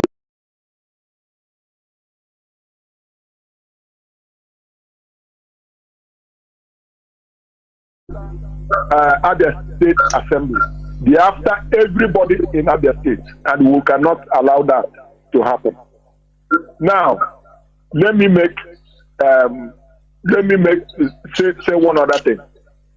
We know that saboteurs, by their act, by their action, by their design, by all that they do to harm people, causes irreparable damages and destruction. Now, go back to Africa. He was the first, followed by Ifagin. Those people went free because nothing was done to them. And then people like Nyangodo and Co, the father, they all came up. What I'm appealing today to the DOS are wise, they know what they are doing, is that I think it is high time that they began to let Biafrans know the enemies of the land, even if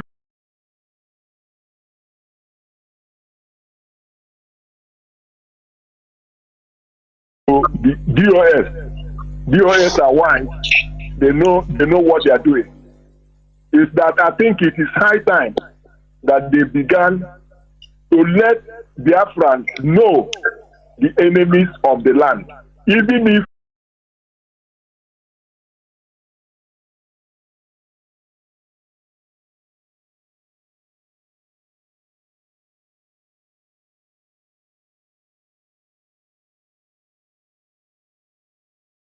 we cannot be partnering with them.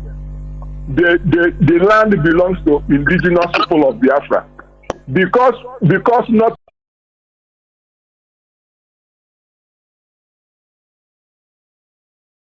is being done directly, because IPOB as a peaceful organization does not believe in violence. That is why both the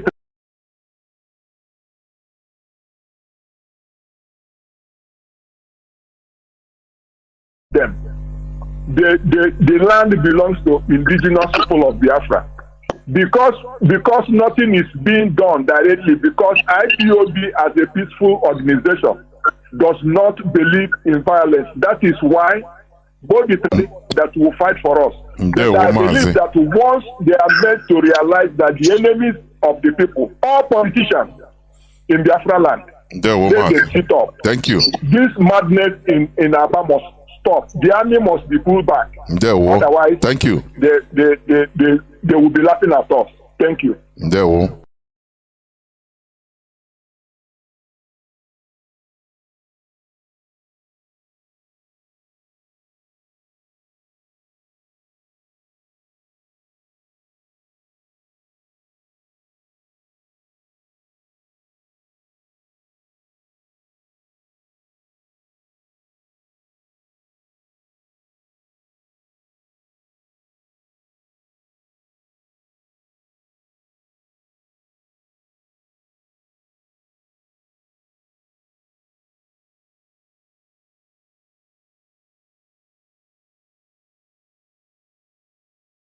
ọ bụrụ na onye chere kwụ n'ụgwọ na disi na ekwe connect ọ dịkwa direct eto chikwo www na ọ dịba ebe ahụ the website ahụ ọ dị enye ihe achọrọ the payment si lebaga nne anya lebaga nne anya mgbasa maka the or through the PayPal, through the PayPal. Yeah. Okay. Yeah. The person complained today. Also, I'm not going to go ahead and those na Biafra and the weather connect, so they back connect to the website. On that thing, some Chinese him as sometimes our brother Chinedu didn't cut that and the back I said too much. Here about Maka Nyonya Machata free.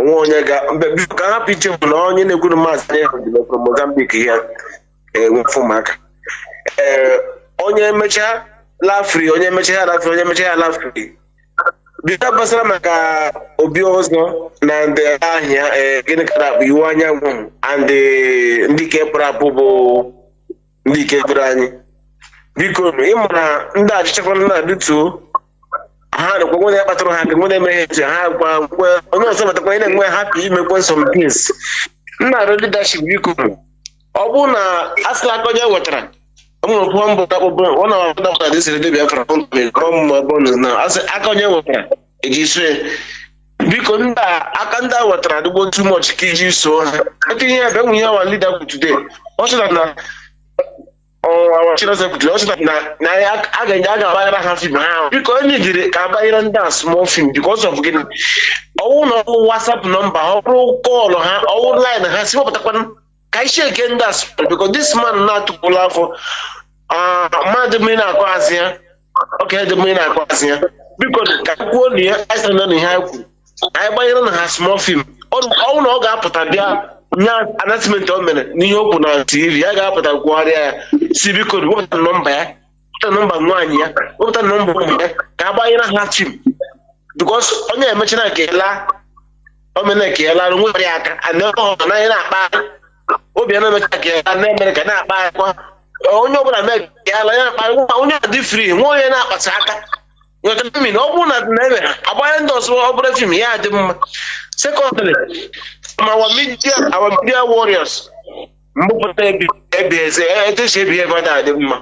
So our media warriors anyị kwesịrị na-edebagara ha anya na-adarete ha TV Mozambique, TV Nigeria bụ NTA onwe ndị na-kontrol ya. This media warriors ndị na-kontrol ya gị gafere ọrụ agbaghị na ịga ọfere ọrụ ma on the secondary our brother Mazi Chinasa ka ihe kpatara na-eji ha bụga nwe ikenga enwebeghị okwu okwu ikenga ruo n'afọ alụ ihe ji nyebede na line bụgabede n'ọkụ bikọs ọkụ bụrụ mpe n'ọkụ ụmụata ahụ na-abịakwa na-achịkwa na-ekwukwe anwụdechi eme biko a na-ediri ka awadịos aka jụọ ọnụ na-ekpopụga na-ekwopụga na line bịa na ụlọ gbe anyị na-ekwopụga na line anyị mmadụ na bipụ hapụ ị na-ege ntị ọbịakwa na-abịa ikwu ahụ ntị na anaghị egwuregwu ya bịa wụọ mụta esi eme ikenga ihe agụ siri wepụga na line ọnụ ihe ọ na-ekwu ụnụ bụ oche dị ọ na-ekwu wepụga na ọnụ na line onye m nọrọ ndị DS ha lebe aga ya na data ụka ya ha kpatara Ikenna ọndatị ọzọ bụ ụmụ Biafra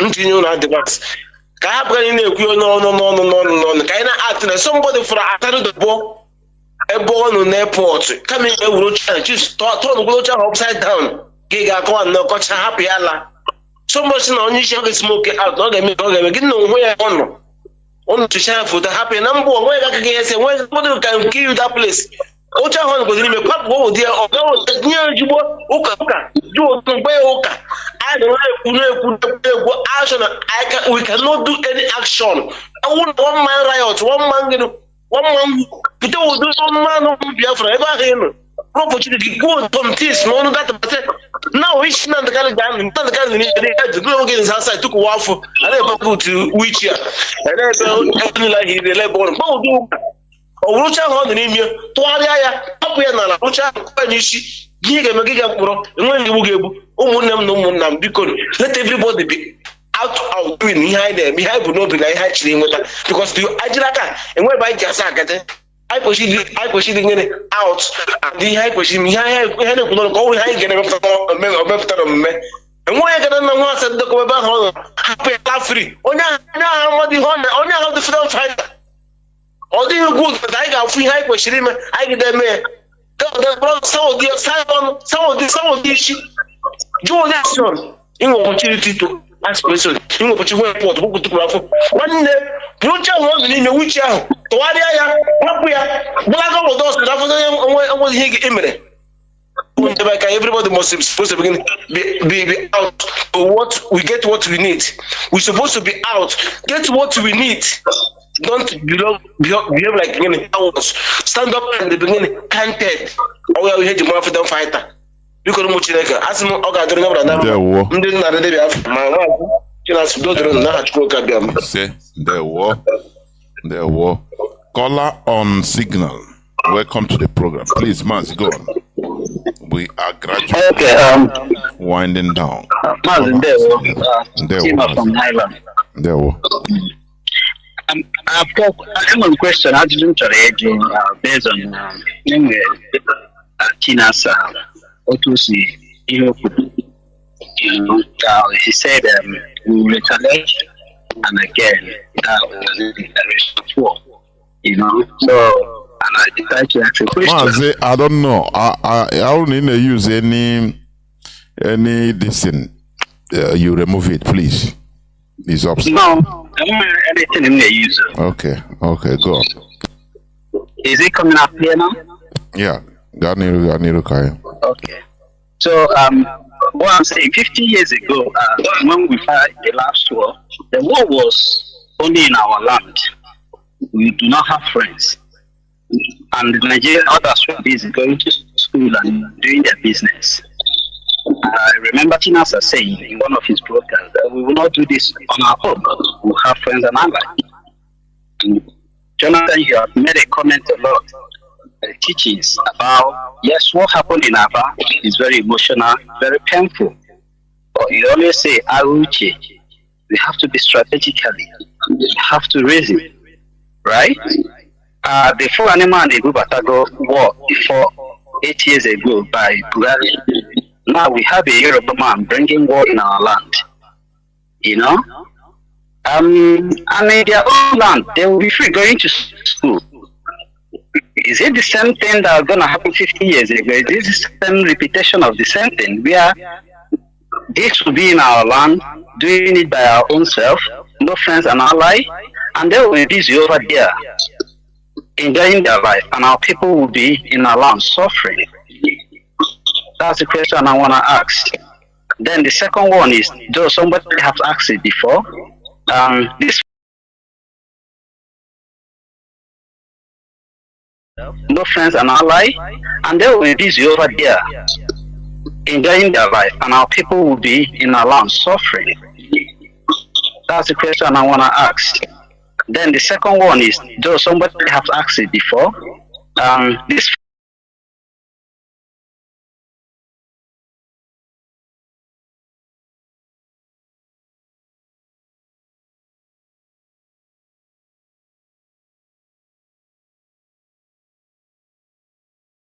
there is a sound coming. I think phone is ringing, it's disrupting. I think people are, yes.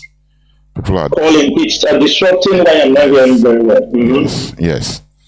So, he said the first this thing, he said we fought a war before, and we fought it in our land.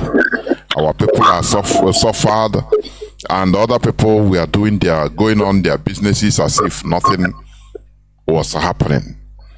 Is it going to be the case today? Why not turn it around in another case whereby that's what he said. Okay. Mazi, one important thing is this. The people we are creating awareness upon all the awareness, because before let me tell you, in many countries they have alarms that if something happens, they can set alarms. People will know there is danger. You used to see it Israel. When they set up those alarms, people understand there is danger in the town. There is attack. Mazi, this thing we are talking on radio every now and then is to educate our people, because the moment you want to engage in what happened in 1960 is totally different. You will see them like what happened. I want everybody, when I'm just dropping this call, go to my Twitter and I will put it on go and see this thing we are talking. A bigger plan today evening. Got just the video, a breaking news, because we were trying to confirm this information that today the Nigerian military blocked Owerenta at that Imo River at Owerenta. There was a report that they blocked that particular place. They stopped cars coming from front and back. They stopped anybody coming. Do you understand me? They shot. I will post the video shortly now. I want you to go to Twitter to see the video of the number of youth the military shot and dumped them inside that river in Owerenta. You will see them shooting people they killed. They blocked the two roads. I'm posting the video while we are in this program. I want everybody to go in that particular tweet. Make sure that tweet go viral. That's why I told you people, we are going to revenge. Go and see the number of our people they killed in Owerenta, in Imo River. They killed many of them. If you look at the river, you will see the head of people. That is the number of many people that they massacred today. Today, as I am saying it, the videos have just come to confirm that particular incident. Mazi, these are the things we are saying. We don't want to engage in something that, look at what happened in Abia. Look at the number of our people they are massacring now. And people, that is why we tell you, people, wake up and support this struggle. Because the politicians won't support this struggle. Nobody will support this struggle. Is this telling you that these people are not ready to let Mazi Nnamdi Kanu go? Is it any of these things? Is it telling you something? That anytime the court is coming, is this thing showing you that these people are not going to let Mazi Nnamdi Kanu go unless we all stand up as a one entity and fight these people?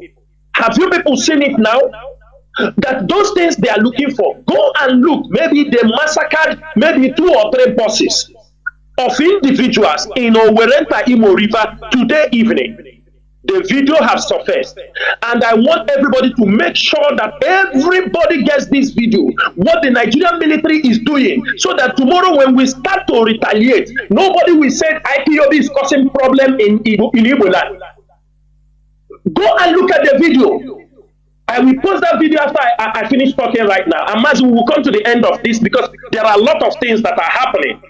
There are a lot of things that are happening already in Biafra land that everybody must be very, very careful. We continue to talk, but our people don't listen. We continue to talk, but our people are doing like as if we are. That's why if IPOB do something, they come, all of them come to attack us. If Benjamin Kanu did not give the Nigeria the support, don't you know what they gave them is the support? To say, come and kill these people. They killed our Nigerian army. That was what, what do they call him? That was what, do you remember what this man from Iberi, Ojuzo Kalu used to do? If you thought he said if it is a military, he will finish people. He did it when Okezie was in the government. That he will finish everybody. He will finish everybody. The same thing we have gotten from Benjamin Carlo. The same thing we have gotten from Okezie Bazo. What do they call him? Not Okezie. That they just do it because they know it is an avenue to massacre. Go and see people they have massacred in Owerenta in Imo River today. Their dead bodies are there. Their dead bodies are there. Go and see it. Unfortunately, it is catch on video. You will see the military that they put their gun near the river. They were massacring the remaining people. They blocked the whole road and massacre people. They have killed all the people there. This night, we must make sure that video is trending with a hashtag that people have declared war in Biafra land. Mazi, I think we have to stop this open call so that let me make the summary of this broadcast so please, that everybody will go to work. There is one Don't expect anybody to sleep this night. Everybody wake up in Biafra land. People have declared war in Biafra land, and that is everybody must wake up. Mazi, there is one person that I've been waiting. Yes, just one last person. Let's take it. Caller on WhatsApp, please. Go on. Make it as fast as possible, please. Thank you, Mazi.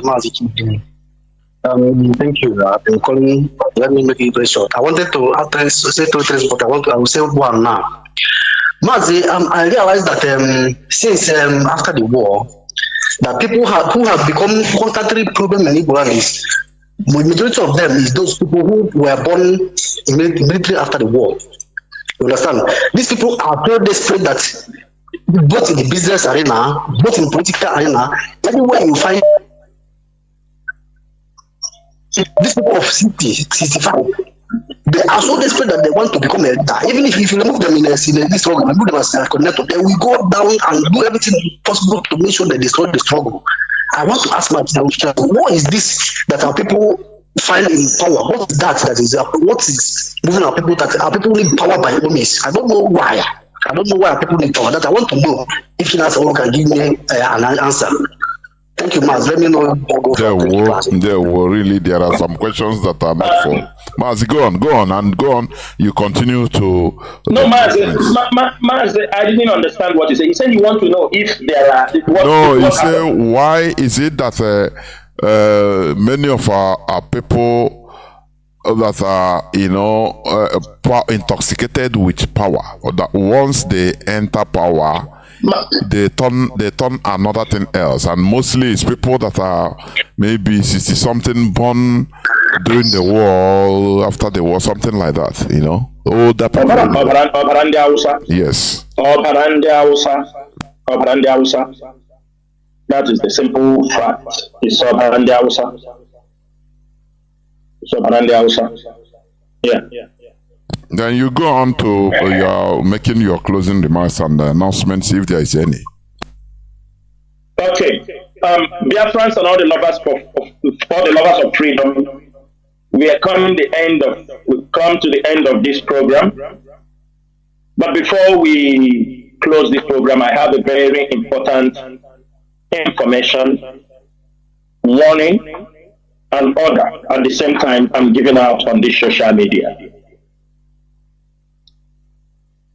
I came on the 1st of May, when I came on air, I asked every Biafran to concentrate for us to talk about our 30th May. I want to tell Biafrans this evening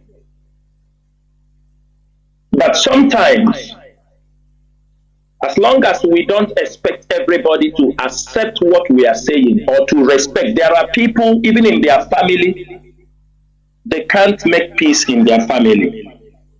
They feel that rebellious or being rebellious in nature, some people feed on being rebellious. Some are narcissists, some are sadists. You found all of them in IPOB. It is very, very clear for the indigenous people of Biafra and all the freedom fighters. We do respect people, and I want from this night that all of you should know who is working for the restoration of Biafra. There are people, they came into this struggle. They do not belong to any IPOB family. But you see some of them on social media, they claim to belong to IPOB family. They claim to be IPOB media warrior.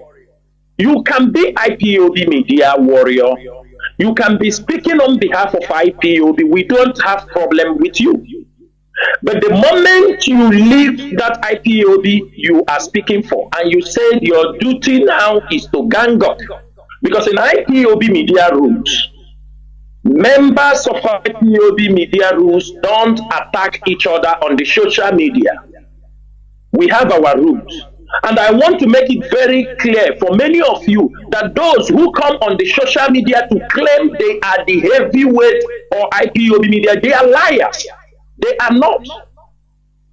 Because that is the yardstick many of you are using now to measure IPOB.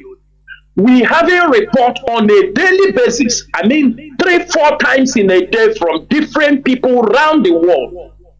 The attitude and the behavior of those that claim to be IPOB media warriors. And I want to draw a line this evening. Number one, there are people that calls you, and I will blame some IPOB members. There are many IPOB members. Somebody call you, you are an IPOB member in Diaspora. You belong to an IPOB family. Somebody is on social media. He told you that he's an IPOB member. He's speaking Biafran media warrior. You know that Chinedu Former is the head of the media. IPOB have almost more than 15 departments of the media, from state to independent media groups, 15 being controlled by IPOB. Ask the person, which media group did he belong to? It's a very sensitive, because one thing I realize is that many of you in Diaspora is sponsoring these people to destabilize this movement. Because many of you, they will call you that they want to come online. You send them money. You don't want to know what, because you are giving them money. You tell them I want to come online. You don't know he take the money from you. The next thing he does, he come online, is to come and attack a fellow IPOB officer or a fellow IPOB member like you. Somehow you don't understand you are the one feeding this monster. These people have taken an advantage that IPOB, the time we had a problem, that they are taking advantage. Some of them have found it because it become a money-making venture for them. They called around the world, like what George Onibe was doing. They now billing most of you in Diaspora. In the name of IPOB, you never inform IPOB. But when they go, after you have given them recharge card, give them money for internet, they come on social media, attacking their fellow media personnel. At the end of the day, you turn around and say, the leadership, what are you people doing about these people attacking each other on social media? But you are the one feeding them. You are feeding the monsters. We have IPOB media. Radio Biafra is under IPOB media. Our state medias, our state by state, all states media. We have family writers. We have Umuchuku writers. We have many media departments. The people came up and they take the total name, the general name for IPOB and give to themselves. And the most of you are an IPOB member. And I want to say it this evening. If you know you are speaking on behalf of IPOB media warrior, if you know you are on the social media speaking about IPOB media warrior, and you know you do not belong to any IPOB family, kindly desist from this evening using the name of IPOB as you are working for IPOB, because you are giving a bad image. If you know you are not going to respect yourself. And from this evening, I am asking all Biafrans, every one of them you see misbehaving on social media, trying to bring this struggle down, I ask everybody, unfriend all these people that are causing stupidity on social media. Not only unfriending them, if they talk anything that you know that is going against this struggle, I authorize every IPOB media, every level of freedom to go to their forums and give it to them the way they need it, because they want trouble. That is the order from this evening.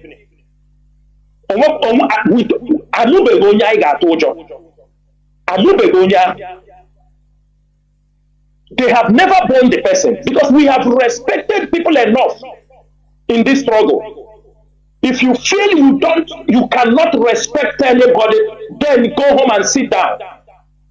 But if you feel that you will come IPOB in Asia, you need money, they are supporting you, you come. And I'm asking this evening, if we hear there is any one of you again feeding these people, that you feed them money, they go to social media, and what they do there is go to cause trouble within IPOB member. If we found it, and from this evening, everybody, if you know you are broadcasting on the YouTube, you are broadcasting under the name of IPOB leadership, you will inform us who is your coordinator. And if we don't get clearance, because in IPOB media, we do one thing. If we want to bring you into IPOB media, we must get in touch with your coordinator, because they are the one who will give information about you. And we ask other people in that place, so that if anything happens, we refer you back to that person. That is how we work in IPOB media. And there will be a media instruction, a rules and regulation of the media people given to you, especially on this thing that is happening on social media. If you know you cannot ready to abide by this simple instruction, please, where IPOB is there, because I will come on social media and I will come on radio, tell them this, you are not an IPOB media. That time, because we respect many people, and they don't want to respect themselves. Every one of them who is using IPOB to make money, they raise. There is nothing if people raise, but if you want to abuse the process, then you will be abused at the same time. Some of you want to turn this Biafra struggle to something you will set up a kind of a gang to use it to siphon and blackmail. You can't blackmail IPOB. You can't blackmail me, Chinasa Nworu. You cannot. You can't blackmail Chinedu, because most of you don't know what we are passing through. And any day you do it, that is the end of you. That is the end of you. All Biafra, because we never do anything wrong against you. Some of you that cannot in your life have anything to do with some of the leadership, because we are in this struggle. You come outside, you insult. If you ask for money, they didn't give you money. You start to gang up how you will blackmail the leadership. When they call you in private and give you warning, the next 1 hour you come out on social media, you come and start ranting. It's Who are you? Who do you think you are doing to? And this evening, I am calling all Biafrans, all of you know yourself in diaspora, who are feeding these monsters. When they call you that they need money to do this thing, they bring stories in a month. They are making hell of money. Anaronya America, Anaronya UK, Anaronya here. Because of that money they are making, they are growing wide on a daily basis. Because they feel they're on top of the world. That they can call anybody, they will send them money. And they will come and recharge. Even some of them are living good. But they will always ask you for money to come on social media. To come and abuse another person. What kind of human beings are these? From this evening, if you know that you are an IPOB, you claim you are IPOB, you are working for IPOB, you must tell us who is your coordinator. We do it everywhere. When people want to bring somebody as a media person, we make due diligence. We will make clearance. We have our criteria. We know the things we check, which I'm not going to say it on air. We know the things we run. We run the background check. We check everything. There are people that already they claim they are IPOB member, but we cannot identify who is their coordinator. And this evening we want anybody. And what we are going to do from now, for those we don't know who is their coordinator, there is a standing order. Any forum they belong to, all the people we know don't know who is their coordinator. If they belong to any IPOB forum, they must be removed. I mean, IPOB media forum, they must be removed until we get a full clearance about them. It is a must. Your coordinator must inform the media department that you are a member of his family zone. If we cannot get those, there are those we know already. We don't need to, do you understand me, go back to that. There are those we don't know who is their coordinator. What IPOB media normally does, if some of you don't know, when we take up media personnel from countries, for example, if we have a media personnel from UAE, recommended by the UAE, the got clearance, we request one thing. We will tell them, please, we need you people to support these media personnel on data, on basic things, so that he can always be online and do the job. So the country there can finance that person. Recommendation from the media department, from the head of the media. Now, that is the way we take care of anybody that comes, but not the people in social media. On the YouTube, we don't know who is their coordinator. Their duty is to beg from one country to another because they want to come on air. And that must stop. That must stop. We are not taking it more than this. And it is not going to be so any longer. From this night, that is the end. We don't care. Nobody should give us, oh, this is like, we don't want to know. But when we remove you from the forum, you come and make clearance. Hey, you cannot keep it on social media. They have for some days. You just have a few times. That is the end. We don't care. Nobody should give us, oh, this is like, we don't want to know. But when we remove you from the forum, you come and make clearance. Hey, you cannot keep it on social media. They have for some days. You just have a few times. That is the end. We don't care. Nobody should give us, oh, this is like, we don't want to know. But when we remove you from the forum, you come and make clearance. Hey, you cannot keep it on social media. They have for some days. You just have a few times.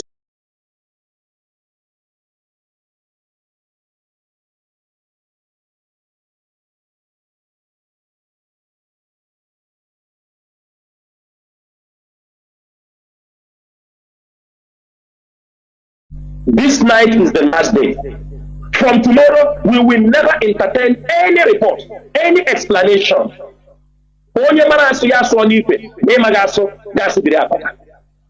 And Biafrans and all the lovers of freedom, please, there is war in our land. Tinubu have declared war in our place. The video of how and Biafrans and all the lovers of freedom, Please, there is war in our land. Tinubu have declared war in our place. The video of how it's viral. Every governor must have it. Every human rights group must have it. If there is a need that we are going to come out for protest again, one of these days, Biafrans must prepare. There will be a heavy protest. We will march in diaspora, march any part of the world to make sure that this is what is happening in our land. They cannot come into our land after massacring in Imo State. They have stepped in now in Abia State. That is the next place they are going. That is the next place they are going. And we must not allow that thing to stop. If you are a young man, everybody moving our land. They cannot come into our land after massacring in Imo State. They have stepped in now in Abia State. That is the next place they are going. That is the next place they are going. And we must not allow that thing to stop. If you are a young man, everybody moving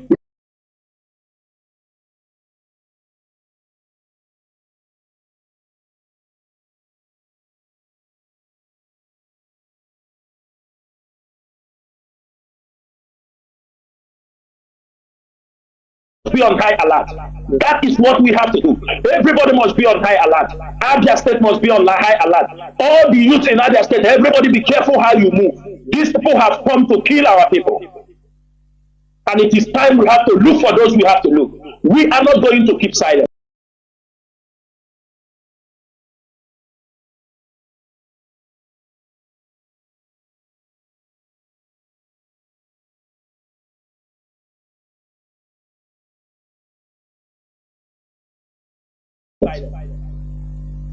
Tinubu, every one of you supposed to know what that word crush order.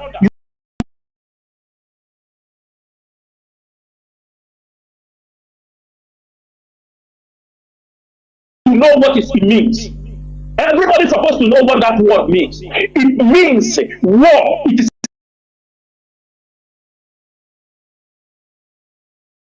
a declaration of war against our people, and we are not going to take it.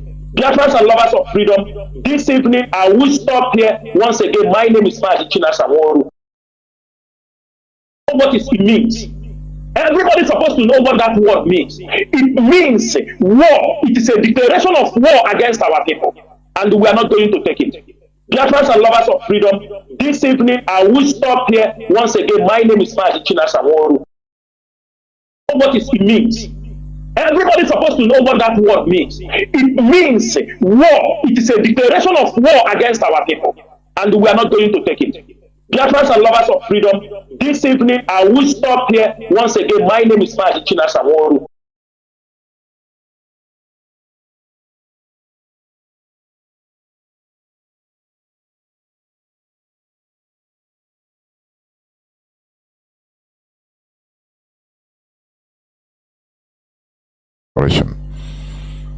Biafra remains our religion. Biafra remains our ideology.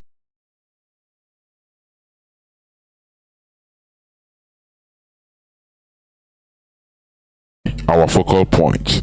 From me, Mazi Chinedu, from here, it is simply